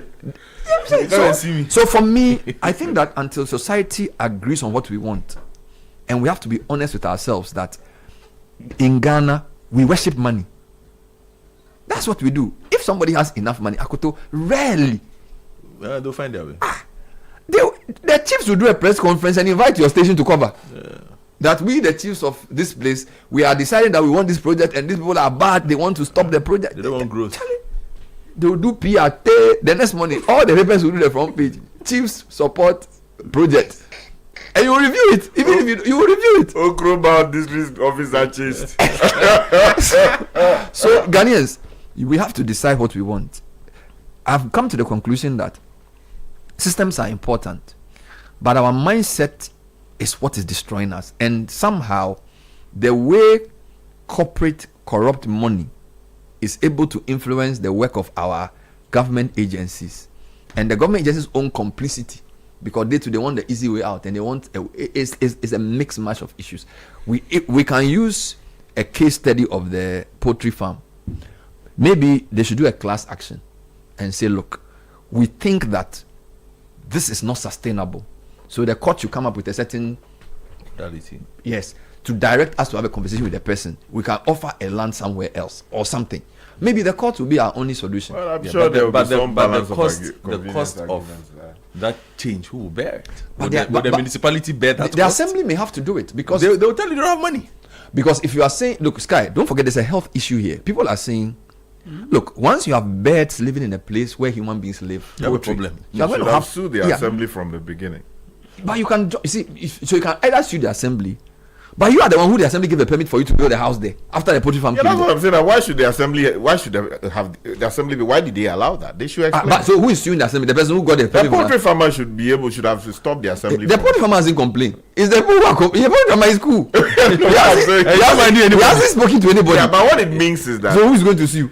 So it should put every poultry farmer on notice that where you are, just see people buy land in those spaces. The moment you see them buying land and then you go and inquire and they are coming to build, But the fact that you bought the land to do poultry farm doesn't mean the rest of us cannot do what we want with our land. But you see, that is what I say. So you want to buy a land first and you made a poultry farm. So the rest of us should all become poultry farmers. Because the assembly must have known that, okay, this poultry farm is consistent with our intended use of it. No, so they should give us a zone. What the assembly should do is to say houses within a certain land within a certain radius of the poultry farm cannot be used for human habitation. Yes, which is, but not the whole area. So you can say if you have a poultry farm, you should be prepared to say I have maybe a hectare of land to situate an acre of poultry farm to protect it. Because if you are going to buy just 1 acre of land to do a poultry farm, you are going to inconvenience everybody else. Yeah, but generally those spaces are supposed to be reserved for agricultural purposes. If you look at the zoning, what do you call it, the plans. Yeah. If you go to if you ever go to the assemblies to, audit these things, they will tell you that, this place is supposed to be for a resort. Yeah. This place is supposed to be for farming activities. Yeah. We want the land light commercial area in this particular space, and this place is exclusively residential. You understand? But you see, what is happening is that many assemblies sleep on the job. People go and buy under those plans static. That's my challenge. No, they are subject to changes. Yes, so the fact that in 1985 this was supposed to be for farming doesn't mean 2025 it should be the same. But they are not supposed to be capricious. I am saying that in many cases, in fact, some of the people who are complaining, you go there and you find that they don't even have permits to even build their houses. You think I support the poultry farmer? Look, the person has been there for some time now. Yes. And the way you are behaving, I'm sure if you were the poultry farmer, you do the same thing. Oh no, I would have stopped them long ago. I would have from even building. Oh, but you saw the situation we had at my place. Yeah, the tomato farm. We have always lived in there. You come to beat us. We have always lived in the area. And some people say they have, one day street, one factory, or whatever it was, and they brought tomato factory to our place. Sunshine. And yes, the nuisance was terrible, and we led a campaign. I was part of the providing leading arrowhead. And we fought the people and we relocated them. Sure. We forced them to leave. So the assembly gave them a new place. Yes, the assembly had to get them a new place to move to. So the people who are in these areas, whether you are, the 1-2 is still ongoing. It's done. It's no, but you see how you say corruption has defeated. I think your case was a unique case. Money has defeated local organizations. Money has defeated our assemblies. Money has defeated our pastors. Money has defeated everybody. That thing you did in 2016, yes. You can't do it in 2026. Why not? Why not? Because number one, the people in his community are not as engaged. You see, Sky's community, they were all moved at the same time, and they were all united, and they were very consistent. Now it's different. Number two, Clement Wilkinson was a listening MC. They wrote to him, he came. He tried to resolve the issue by doing mediation, and the Sky's people said no. So he had to convince the people to relocate. I don't think the current political environment we have and the way corporate interests are today, he would have succeeded 2026 in what he did in 20. He can't. Bernard, I'll give you an example. Because some of the people in the community, the tomato factory will give their children work. And they will quietly pass behind your back and they will do union. No, we also need, before Godfrey comes in, please. We also need leaders at these municipal assemblies who have moral courage. Correct. You see, I was citing the story of the former head of planning, or I think works at the AMA. Correct. Who tells us that the buffer between the motorway and the East Legon that we see now, that is all gone. There's a court case that said that place was reserved as a buffer. Did they win? The court case, they won. It settled the case that place is reserved. So how come people are building for as long as they were there? They always went there, and people were trying to build, and sometimes they offered them huge sums of money. And they said no. So when they left, look at what has happened. You see? So money has defeated the assembly. It also boils down to the people who are in the place. You open small, Ghana must go, then the mind changes. Yeah, it's a big issue. It's a big issue of moral courage that sometimes when some people leave an assembly, all hell breaks loose. Yeah. And if the assembly will not protect its own judgment, do you understand? And the other thing is that maybe the current person there was not the one who even did it. Yeah. So maybe a certain group of people will come who decide that their money is better than everything else. That's why we should build institutions which can have standards beyond who leads it. Yeah. You know, Bernard, my whole issue is we've become a country of compromises. Corruption. No, I'll get to the corruption. Money has defeated us. No, it's it's like, okay, you have your small corner. Yes. And I must allow Caleb to fit into some small corner next to me. Mm-hmm. Otherwise, I'm a bad person. Yeah. And so that has become the system of governance we run. Mm-hmm. Governance of compromise. We are against too much. And in that, we have become a country where we look to make everybody happy. And I've said that there is no sensible country anywhere in the world where everybody is happy. At all. But Ghana has made it its ultimate ideal. Or the powerful will be happy. That then everyone can go to hell. No, not that. You see, what is happening is not just the powerful being happy. The powerful make sure that those who are not powerful are also happy. So long as that they don't pose a problem. Scratch your back. So everybody is compromised in the system. There is no level of discomfort for anybody at any point. So I live in my house. I have bought a small estate house in Dansoman. Mm-hmm. I feel that, this is a place I think I can grow with my family. Other people feel same. Then somebody comes to set up a table at my junction. I can't complain because the thinking is, man must chop. Yeah, but the young woman has a child. You know, she must do something. So after a month or two, Master Kujo has finished apprenticeship. Says, quite way like the road mechanics. So he starts fixing 1 or 2 cars. By the time in 6 months, that side is full. Then across the street, Master Kujo's people must eat. So Gobesela is across the street. Within a year, based on our willingness to compromise, the whole Obiabe Didi Kakra. And Ghana's policy is, if everybody is happy, you don't have problems. That's the whole thing. Ghana is a country that we don't like protests. We don't insist on the right thing. We don't want too much noise. Yeah. We are a see no evil, hear no evil country. So we are the kind of country where like is it Onana, typical Onana. When I say the kind of conversation. The kind of conversations that we have. Most people look at it and say, that's a problem. It's not a problem. That's what Didi Kakra. That's a problem. So Mama catch him say, Obi idea, fache why, enyefi. One more young girl try. And now come come friend. Now some of we number for cry enyefi why, enyefi. But it's okay why? It's okay. But let me wrap up. It's okay. Let me wrap up before Fred Jabano sacks me. That's the Ghana, and it is not a recipe for success anywhere. It has its good sides though. No, it prevents conflict. But that is the so thing. one of the reasons why we don't go to full blown conflict is that it is not a Bernard. You cannot be. I always say this. You cannot. I even say it about journalism. You cannot be a journalist who fears controversy at all. There is no good journalist who fears controversy. Deal with them. You understand?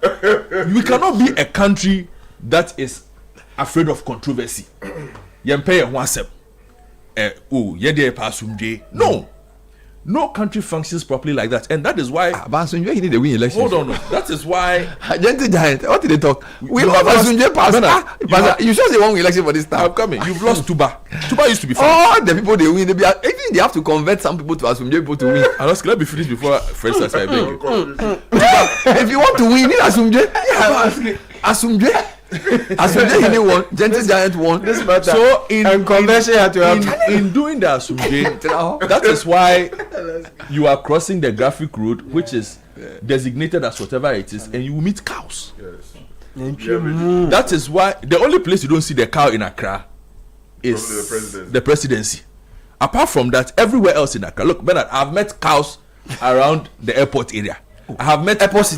I have met cows. They are getting their Ghana card. They will soon get to the house. Why have you not met cow in Accra? But the day they get to the runway to be seen.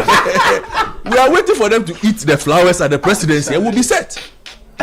But we can't function like that. So maybe we need to stop being the country that doesn't like pen and one. If the government will will impose the law. They themselves must be above the law. Exactly. So that's what I'll say. So for me, whilst we may be joking and saying stuff, the truth is that for every serious country, people must fear the law. Yeah.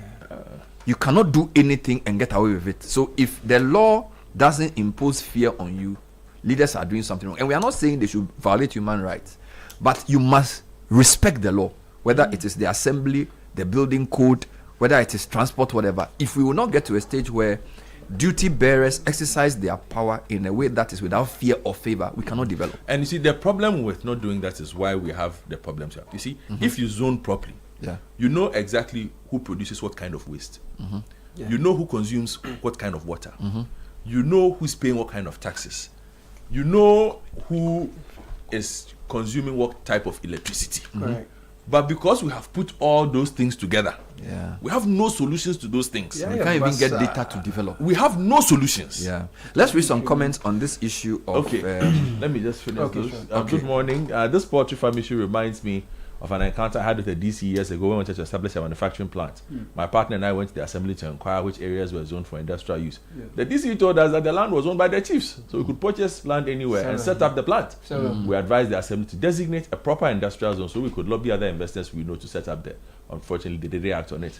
This is the same kind of problem we are trying to avoid, though. Another concern is that most farmlands are being converted into residential areas. We seriously need proper planning, zoning, and enforcement as a country. Where I live, the site plan clearly marks a section as a children's playground. Thank you. But it is not serving that purpose. I believe the building on it belongs to an influential person. Kwajo Accra, Kalkudi Junction is a cattle ranch. The whole place smells. My God. Good morning, City. We have identified the municipal assemblies to be the actionable group. How can we approach the local government ministry? Compliance and enforcement must be ensured. Thank you, Ganobi from Kuntun Safe. Guys, it's all about following the money. No. Every day there's real estate development. Majority of the people in the country can't afford to live in. That in itself, you guys need a show on. There is something really wrong with this real estate boom. The assemblies are just useless now. All these huge buildings in residential areas, messing up our electricity grid and transformers. We then get up again and cry about our lights going off. And the culprits are our very own assemblies. You cannot even sue anyone because I dare say I don't trust our courts. If you have money, we can get justice. I will say it's not true, but our reality is different. That's where we are. Good morning, Bernard. The ability of the Spatial Planning Authority is inadequate. We can't consolidate farms because of safety. Diseases could spread easily if livestock farms were in an enclave.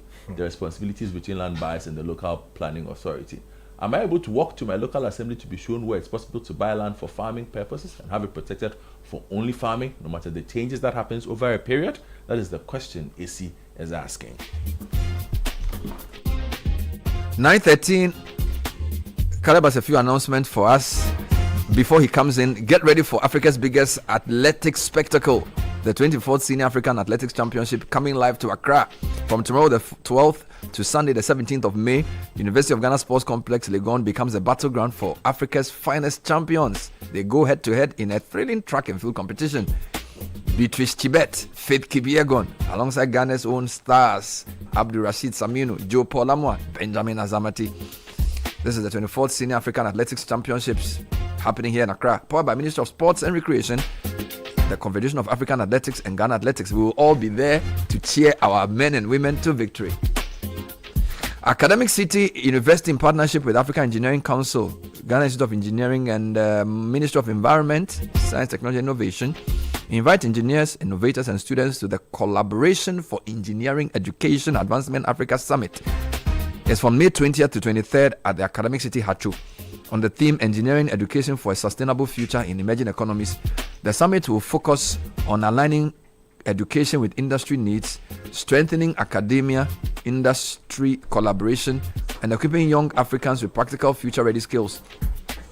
The summit will feature distinguished speakers including engineer Professor Elsie Efa Kaufman from University of Ghana, Professor Cedric A.K.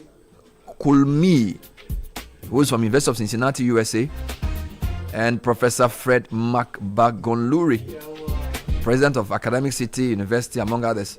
This is a unique platform bringing together industry leaders, policy makers, and innovators to shape the future of engineering education in Africa. To register, call 0209 389 468 or visit act@edu.gh. We'll be talking about that very shortly. Prof is joining us to discuss this engineering conference for Africa. Before that, Caleb. Imagine your next vacation fully paid, unforgettable, and within reach. By simply using your ABSA card, you could win an exclusive trip for two to Mauritius. Spend 350 Ghana cedis to earn an entry and enjoy additional chances with every qualifying transaction via your ABSA card or ABSA digital platforms. 9 additional customers will also be rewarded with an all-expense paid weekend escape at a selected resort in Ghana. Your getaway begins with a swipe. This promotion runs till the end of July. This year is regulated by the NLA on its Caritas lottery platform. Your story matters. ABSA. Delexis University College invites students, workers, and the general public. If you want world-class education, market-driven professional qualification, or you want to top up your diploma for a bachelor's degree, Delexis University College is calling. We have the following undergraduate programs: BSc Nursing, Midwifery, Human Resource Management, Accounting and IT, Applied Insurance, Risk and Data Analytics, a host of others including Cybersecurity and Digital Forensics. If you go to delexisuniversity.edu.gh, you can apply there and see all the other facilities, including courses that we have. Tema Community 25 at Peace B Junction, that's where we are. WhatsApp this number 0577 734 549 or 0551 198 100. Call that number. Admission is in progress. If you're looking for a best of flavor in every sip, discover the refreshing taste of Piva beverages. We have Piva Cola, Piva Orange, Piva Cocktail, Piva Grape, Piva Tangy. Call 0550-032-231 now for more. Available at a local store near you. Piva beverages, a taste you will love. We'll be right back with a conversation on the CEEA Africa Summit. Academic Citi and its partners putting this together. Professor Fred McBagonluri is our guest for the next few minutes. Maybe also has some engineering solutions to some of our developmental problems. Stay with us. This is the Citi Breakfast Show, the city's biggest conversation.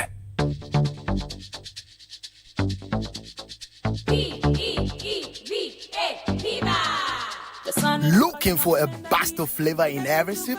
Discover the refreshing taste of Piva beverages. Enjoy the classic Piva Cola flavor, perfect fit anytime. How about a fruity adventure? Try our delightful Piva orange fruit drink packed with recognized citrus flavor. Craving something exotic? Our Piva cocktail fruit drink brings the tropics to you. For a sweet and juicy treat, grab our grapefruit drink and don't miss out on the refreshing Piva Tangy fruit drink, bursting with tangerine flavor. Piva Cola, Piva Orange, Piva Cocktail, Piva Grape, Piva Tangy. Grab yours today. Available now at your local store. Call us on 055-00-322-31. Piva, a taste you love. This advert is FDA approved. P for Piva. Your attention, please. Flight C8 has been delayed. Again. Madam, can you please point me to the water fountain? And please watch my back and phone whilst I'm gone. You can be a traveler with infinite worries. Hello, Mr. Anand. Your lounge access is ready and your seat is warm. Or you can be a traveler with infinite privileges. Champagne, sir? Original the drink. Choose EcoBank's infinite privileges with an EcoBank Visa Infinite card. Access airport lounges worldwide, fast-track services, best-in-class daily limits, and enjoy other exclusive travel and lifestyle benefits. Infinite privileges await. EcoBank, the Pan-African Bank. Hey, so what goes into building quality structures? I mean, literally, what goes into it? Wujaf, you don't want to be sitting here somewhere worrying whether or not you did a really good job. It'd be very simple equation. If there's no diamond cement in the mix, massa, forget it. Don't start cry. Menye, diamond cement has been providing builders, block makers, and construction companies that peace of mind for years. Diamond cement is 42.5 R grade cement. Unbeatable quality made right here in Ghana. And because we have your pocket in mind, we provide 32.5 R grade so that everybody getting on. No long talk, Jack. If there's no diamond cement in the mix, don't start. Locate Diamond Cement Ghana Limited nationwide with factories in Aflao, Takrade, and Buipe, or call 0244-313-368 or 0540-111-978 or 0202-021-175. Diamond Cement, still as hard as a diamond. KFC Ghana just dropped something big. The all-new KFC Kiba. KFC Chichinga Abba. Now, you can enjoy your favorite street-style taste, but KFC style. Crispy, juicy, and full of Chichinga flavor. Order your choice, starting from 2 pieces. KFC is finger-licking good. Want more of the world's best entertainment? Well, DSTV's got you. We got kicks, we got scores, we got action, we got roars, we got drama, we got fun, we got more for everyone. We got you. So come on, get connected. There's an upgrade on us just for you. It's my specialty. More channels, more shows, more joy for you and the fam every day. DSTV, we got you all the way.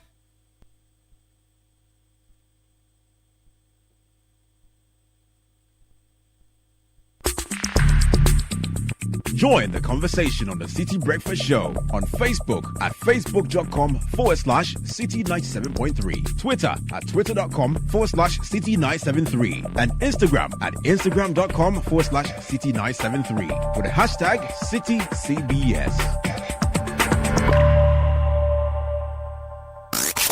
Unleashing the power of relevant radio. This is City 97.3.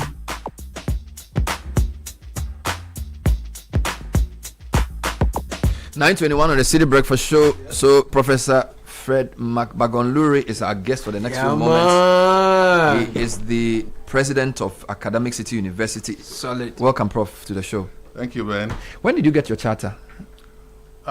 Charter 3 years ago. 3 years ago. Yeah. So you are a fully fledged university. Completely. Yeah. What's the difference between having a charter and having to be an how do you call it? Affiliate of a bigger university. Charter means that you've come of age and you can issue your own degrees. Award your own programs, do your own things. Yeah. Wow. Then that must have been in record time because your university is one of the newer ones. Yeah. I think in the history of tertiary education in this country, we probably got it faster. Yeah. And I'm sure they were impressed with the systems you had put in place and the facilities you had. Absolutely. And how long has the university been running? We've been running since 2018. Have you graduated any cohort? Yes, so we're going on to our 4th. Wow, you graduated 4 undergraduate cohorts. Yeah. Wonderful. That's really good. Before I come back to the university, but let's talk about the CEEA Summit. What is that? And I understand you are the ones convening it. Yes. So, I mean, we're an engineering center of excellence. Okay. But we still believe we can continue to learn and to learn from other people. We've had universities that have been running engineering programs for many, many years.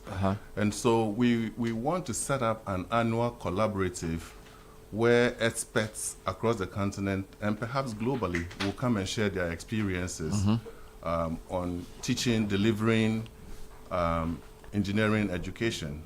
How can we practicalize engineering education? How can we transition ideas from lab to the marketplace?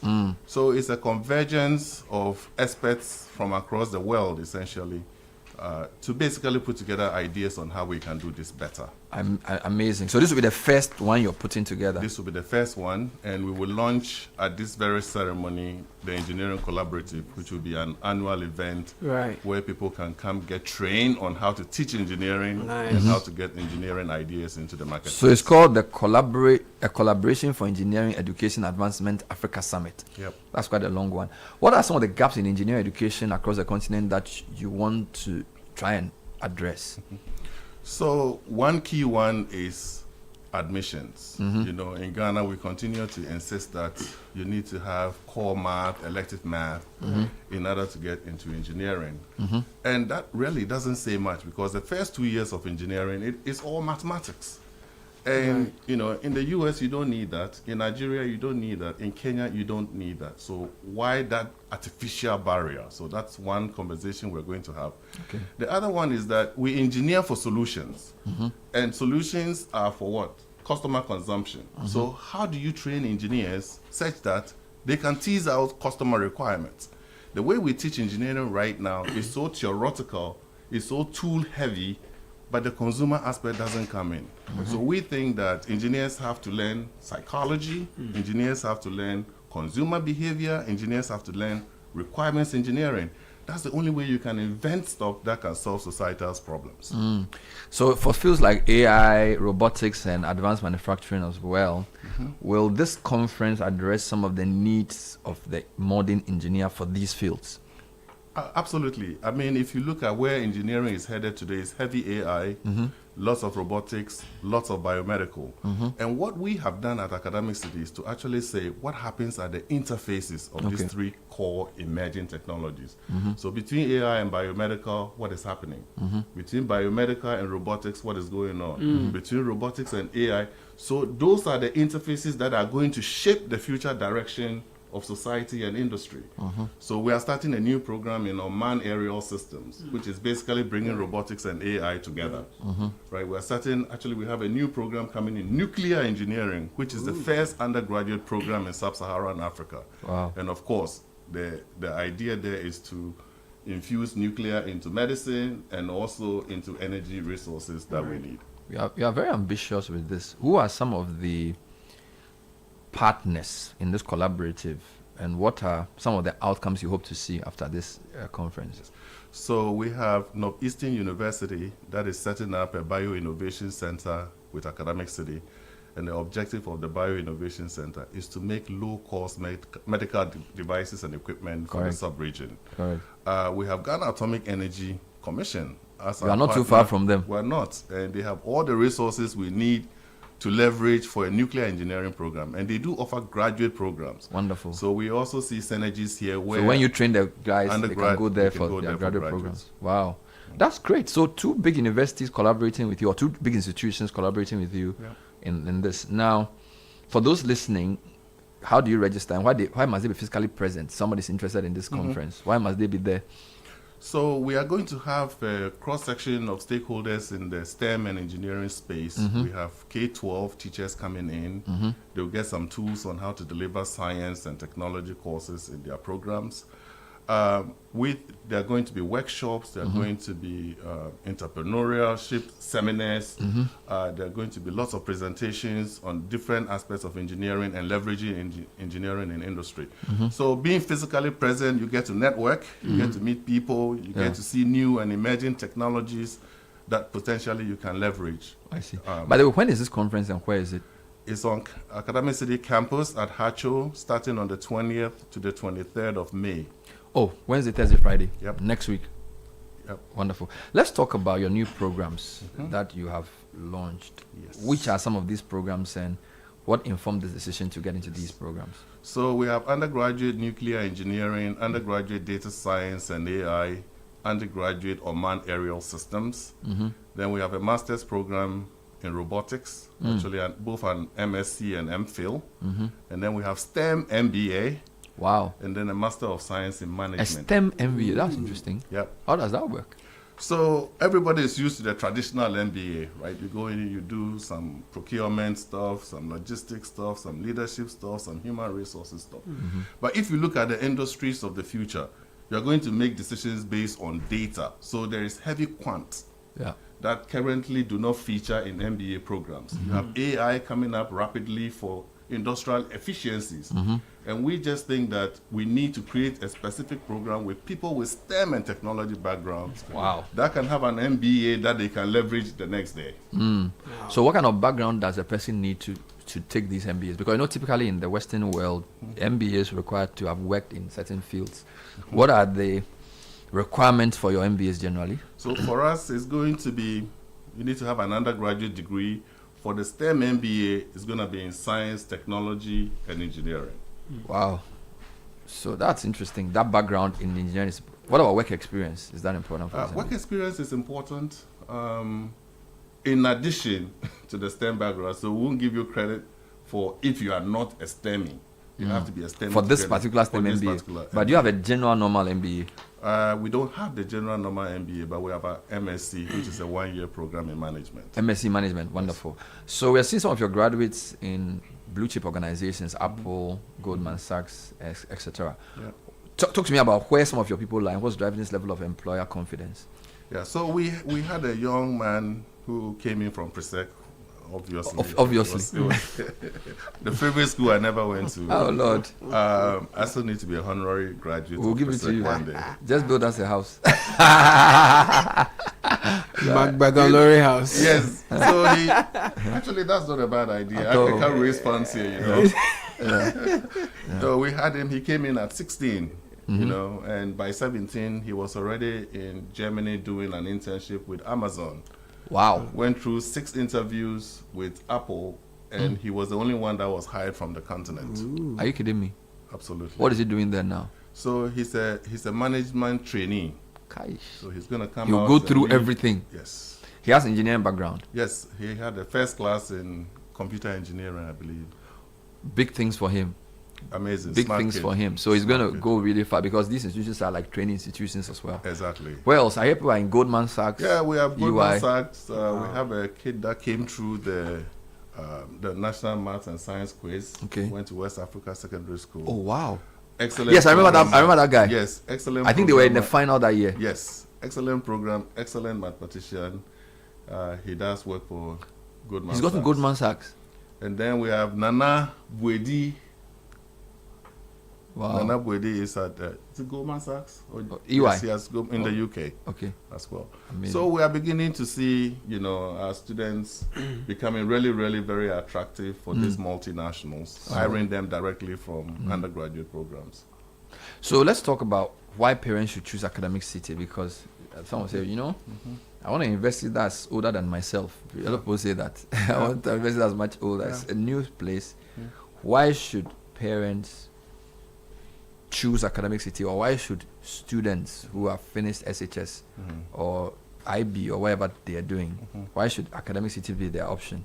So, you know, I just returned from India maybe 2-3 months ago, and the whole idea was to see the old India universities and the new Indian universities, and to see where potentially we could learn from.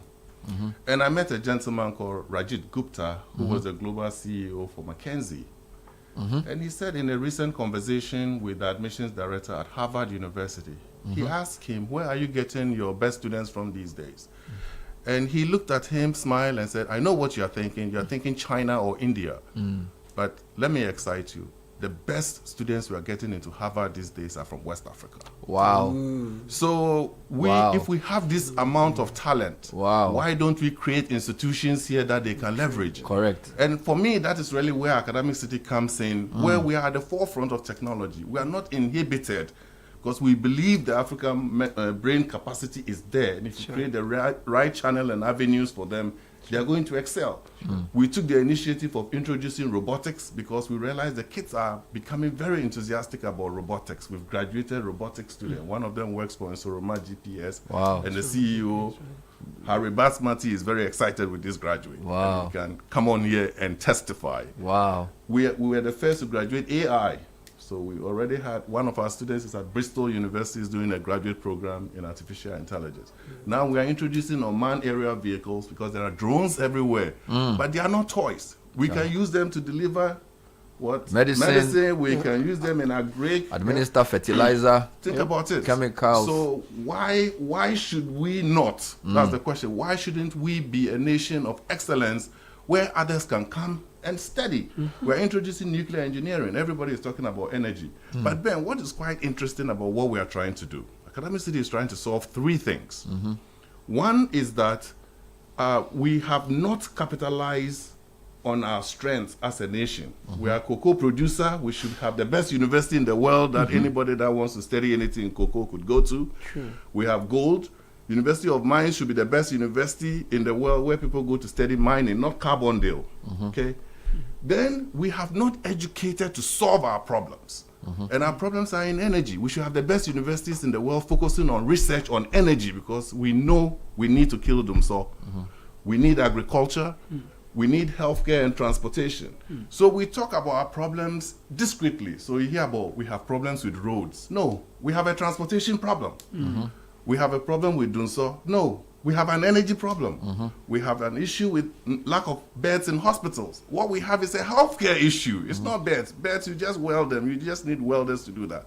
So we want to educate to solve our problems. We want to educate to enhance our strengths. And in the process, create a leadership pool that drives industry. So Ghana has been over-focused on political leadership. We need economic leadership. We need entrepreneurial leadership. We need innovation leadership. And so if we can push these two pivots and then in the process create leadership for our industry, then we'll see development.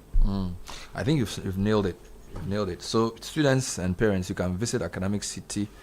I think there's a number to call, 0209-389-468 to register for the conference, or go online to www.aciti@edu.gh for more information about both the collaborative conference and also the programs at Academic Citi. They are located at Hacho, not too far from here.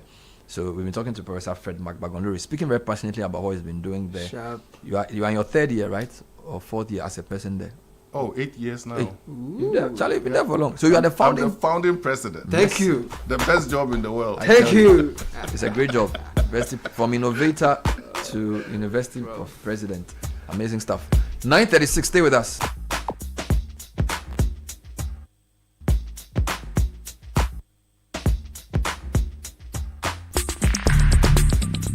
Join the conversation on the City Breakfast Show on Facebook at facebook.com/City97.3, Twitter at twitter.com/City973, and Instagram at instagram.com/City973 with the hashtag CityCBS.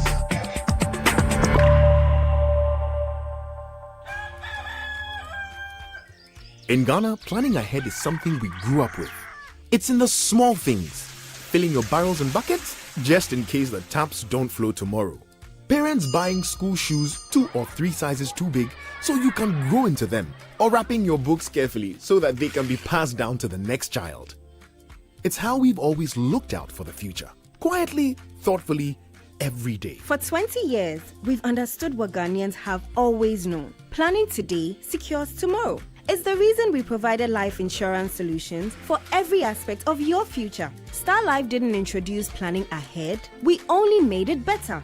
Why? Because it's who you've always been. Star Life, your solid partner for life. We are Star Life, your solid partner for life. Mekopena, Amediane Bese, Mekopena, Amediane Shishi, Mekopena, Enye Kokoko, Sakofa Pepe Powder, Mekwa Ujawu Meshishi, Sakofa Pepe Powder, Mekwa Ujawu Meshishi, Sakofa Pepe Powder, Mekwa Ujawu Meshishi, Sakofa Pepe Powder, Mekwa Ujawu Meshishi, Mekwa Ujawu Meshishi, Mekwa Ujawu Meshishi, Mekwa Ujawu Meshishi, Mekwa Ujawu Meshishi, Meshishi wrong, Meshishi wrong. Abosuki babide, unya sankofa. Pepe soup where you know what, pepe sankofa. Sankofa pepe powder, meshishi raw. Sankofa pepe powder, mekwa ujawu meshishi. Sankofa pepe powder, mekwa ujawu meshishi. Mekwa ujawu meshishi, mekwa ujawu meshishi. Mekwa ujawu meshishi, mekwa ujawu. Sankofa pepe powder. Ujawu. FD, aji ejadi inkrato yatum.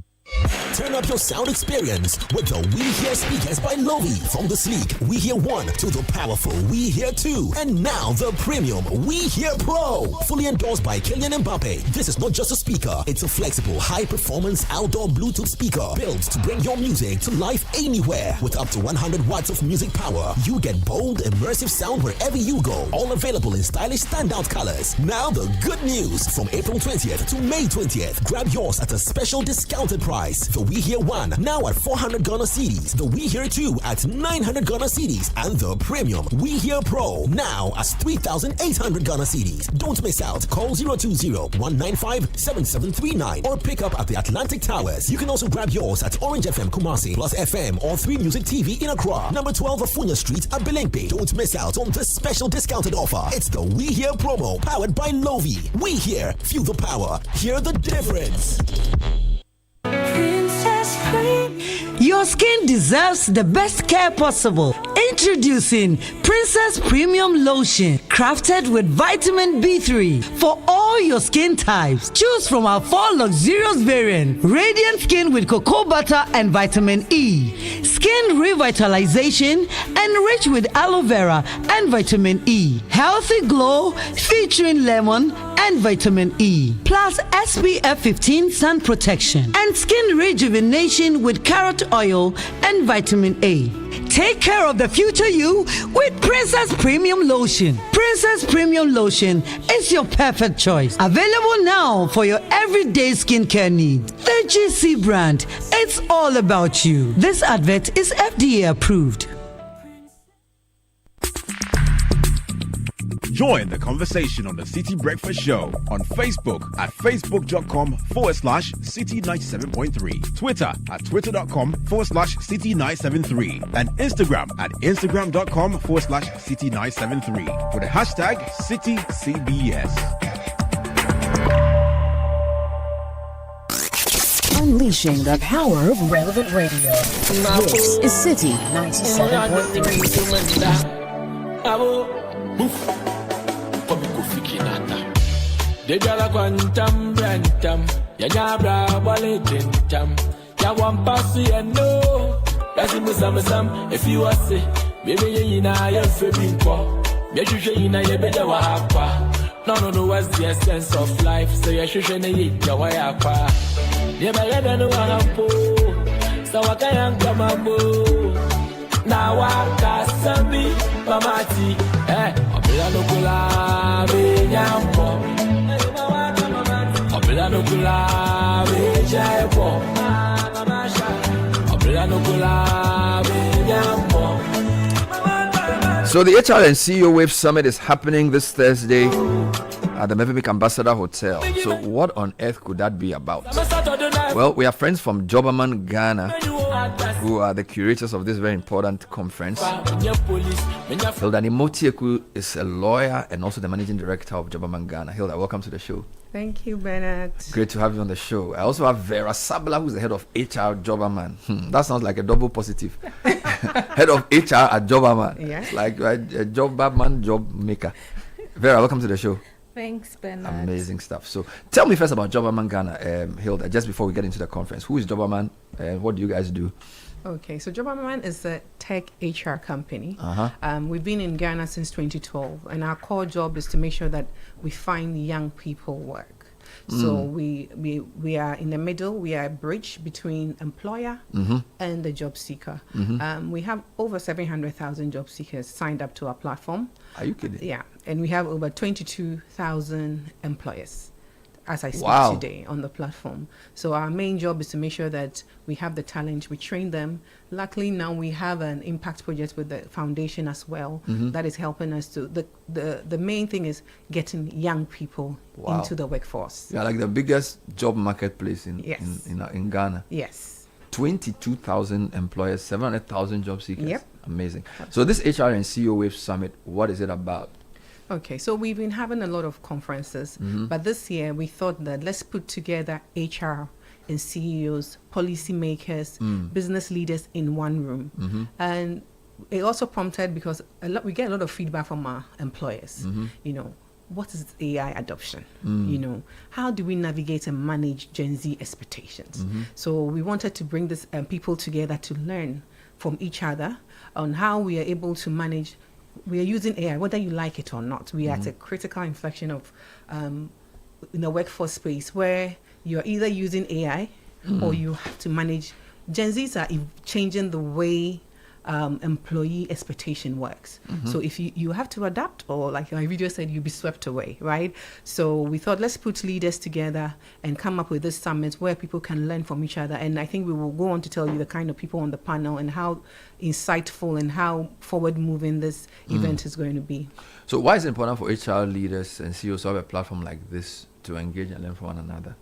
So it was, like I mentioned, it was specifically curated for leaders, especially in our industry of digital transformation. You cannot say, oh, I don't want to use AI, because people in your workforce are using AI. do you have a governance structure that manages this? Because if you don't manage it, before you realize, your whole company information is outside because they are not using it in the right way. There's no governance, there's no policy around it. So let's get with the program. Find a policy around HR governance, AI governance, and see how you can manage and make sure that people are using it responsibly. So the whole idea was to bring people from industries or IT and telecom, banking and finance, insurance, just also to navigate. So the theme is navigating AI adoption and Gen Z expectation for a future-ready workforce. Navigating AI adoption and Gen Z expectation. Yes. For what? For a future-ready workforce. Charlie, wake me up.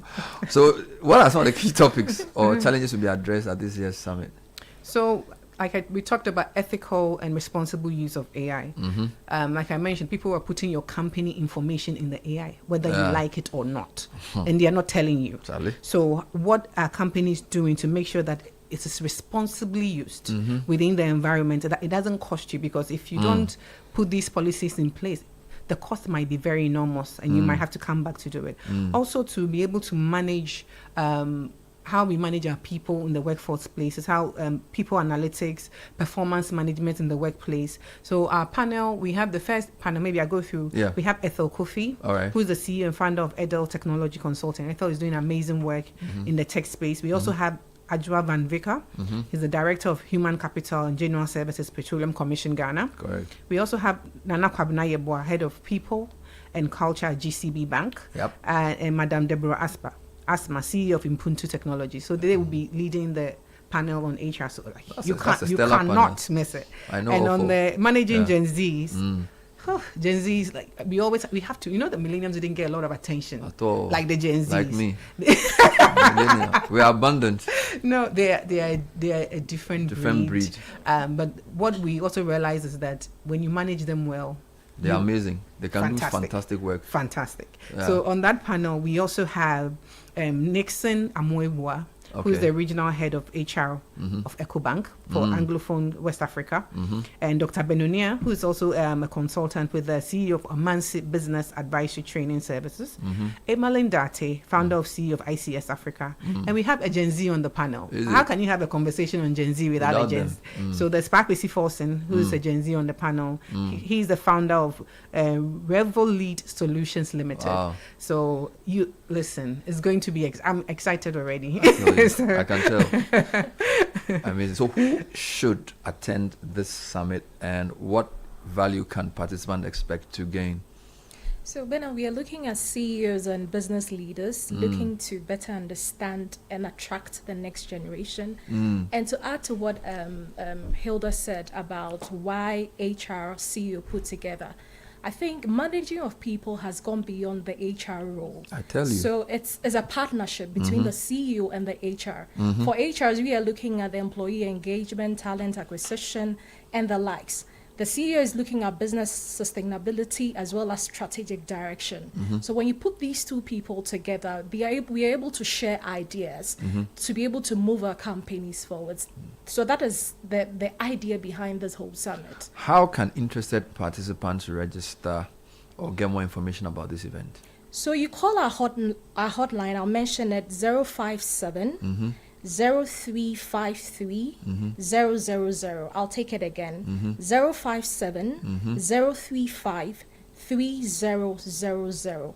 Or you can visit our website www.joberman.com.gh/events. I'll say that again. www.joberman.com.gh/events. Where Joberman is JOBBERMAN. So it's a man who jobs. Joberman. But you have a lot of jobber women there. I tell you. Now, so who are some of your partners? An event like this obviously is a partnership, right? Yes, we do have quite a number of partners. We have Petra Trust. All right. We have Techland. We have AmCham Ghana, that's American Chamber of Commerce.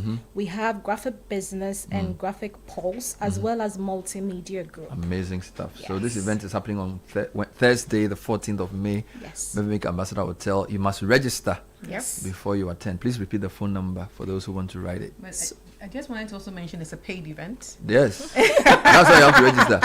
So you can't just show up. So you register, pay, and show up. So it's 1,500 for a single person to come in, and if you're coming with your team of 2 to more than 3, it's discounted at 1,002 for you to attend. But so the company can sponsor people to attend. So in my company, who do I sponsor? The HR manager. Yes. And possibly some team leads. Some team leads who work with a lot of people. Yes. Yeah. Maybe my news editor. I'll tell you to repeat the number. Okay. Before I do that, I missed one of our sponsors. CIHRM Ghana is also one of our major sponsors. CIHRM. Chartered Institute of Human Resources. Yes, Chartered Institute of Human Resources. So I'll take the number again: 057 03 53 000. Okay. I've been speaking to Vera Sabla, who's the head of HR Jobberman, and her boss, our boss, Hilda Nimutieku Esquire. That is too much. Managing Director of Jobberman Ghana Limited. It's a Jobberman with a lot of women. Yes. Trust me. Yes. Even your panels are loaded with women. Yeah, we were intentional about that. I know. Now we are endangered. Sounds like an interesting conference. It's called the HR and CEO Wave Summit. And it's a fascinating platform for CEOs and HR leaders to discuss the future of HR and how to engage the complex issues of AI and Gen Z. This is a challenge. When the kids are doing homework, sometimes you don't even know how to do it. You don't even know. You don't understand. Charlie. I think they actually understand the AI better than we do. It's terrible. Technology is becoming something. We must understand how it's working so we can deploy it better. Thank you, ladies, for being on the show. Thank you. Alrighty. Thank you. Now I got some Pamati, Obelano Gula, Yambo, Obelano Gula, Jaibo, Obelano Gula, Yambo, Obelano Gula, Jaibo. Woman, make you at Dessa, Sama Saturday night from Monfa. Woman, make you at Dessa. Some Saturday night from Monfa. When your police, when your fire, when your ambulance, Malamu phone, I from a Monfa. Come on, Madu.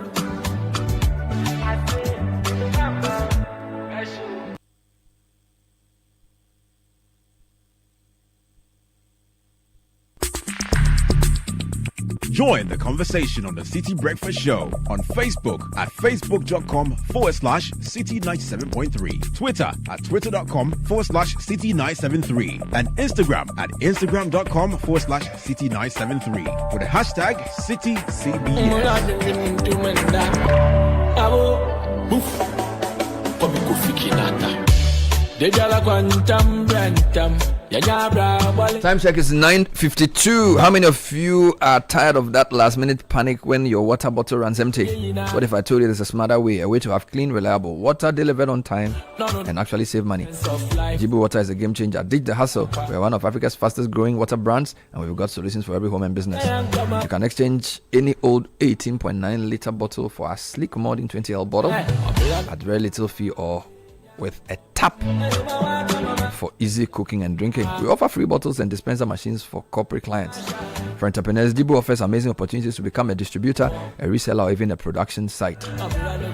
That's a chance to invest in a trusted brand that's already in 8 countries. Find Jibu at any of our 10 production sites in Accra, from Spintex and North Legon to Medina, Tema, and more. Stop worrying about your water. Get reliable delivery, save money, and join a growing community. Call Jibu on 0302-528-669. This is the smart choice for your water. Jibu, a better life. Are you looking to explore green energy solutions for your business or home? The AGI invites you to the Sustainable Energy B2B Expo 2026, taking place on Thursday, 21st May at the College of Physicians and Surgeons at Region Accra. Come and connect with trusted solar and EV companies, explore green financing, and get affordable energy solutions tailored for your business. Attendance is free. Register by calling 054-837-1677 or 0535-123-972. This event is brought to you by AGI Industry Energy Service Center in partnership with Swiss Contact, Confederation of Danish Industries, Ministry of Energy and Green Transition, and the Energy Commission. So elevate your audio with We Hear by Low, featuring a vibrant range of colors like denim, neon, and black. Discover the full lineup, including the We Hear Pro, the only model in the series endorsed by Kylian Mbappe. Promo prices: We Hear Low 1 is 400 Ghana cedis, 2 is 900 Ghana cedis, and We Hear Pro is 3,800. That's the Mbappe choice. Order now on 020-195-7739 or visit Atlantic Towers at number 12 Afunya Street, Abelemgbe. We Hear by Low. Feel the power, hear the difference. You know, life doesn't stand still for you. It doesn't wait for you to be prepared. It just moves on.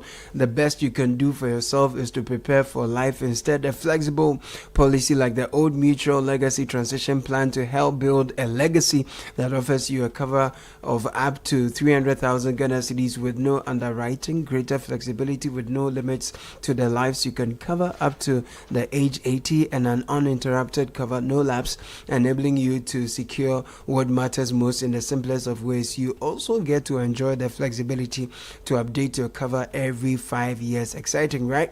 Dial *378*3#. Request a call for the Old Mutual Legacy Transition Plan today, and let's get you a plan that works for you and your family. Old Mutual, do great things every day.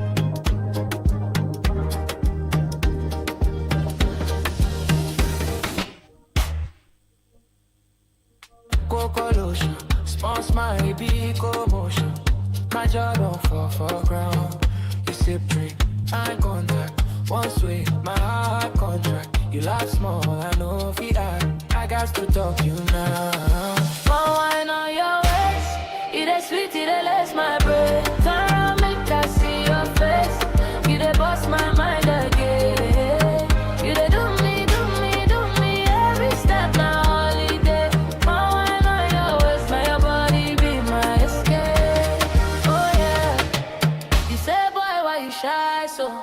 I said now you they do, so you put close, whisper slow, show me how the rhythm go. We move left, right, same time. Two hearts with the same line. You say tonight make we no mind any talk. We go here for now. Wine on your waist, it is sweet, it lets my brain. Turn around, make I see your face. You they bust my mind again. You they do me every step now.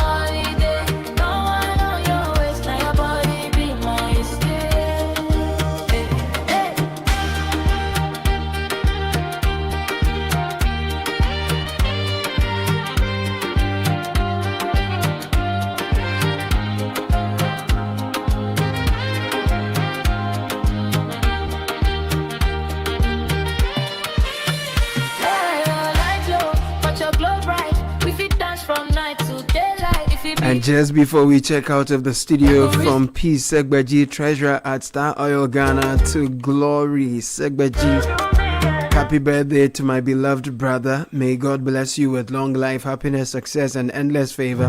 Thank you for your love and support. We appreciate and love you always. Enjoy your very special day. You walk in slow motion, go down clear, cocoa lotion, sponsor my big commotion. My jaw don't fall for ground. You sip drink, eye contact. One sway, my heart contract. You laugh small, I know if you act. I got to talk you now. One wine on your waist. It is sweet, it lets my breath. Turn around, make I see your face. You dey bust my mind again. You dey do me every step now. Holiday. One wine on your waist, my body be my escape. Thank you for doing the listening. My name is Caleb. Caleb Kuda Bernardino Kokuavle was here with Godfred Akotubua for Richard Alaska, Francisca Kakra Forsen. Many thanks to the production team led by Fred Tete Jabano, Samuel Akom, Godfred Abeku Odum, the richest man, and Sheba Abba Benin, who is here with the news at 10. Good morning. Good morning, Caleb. Coming up in the bulletin, National Teaching Council wants over 42,000 unlicensed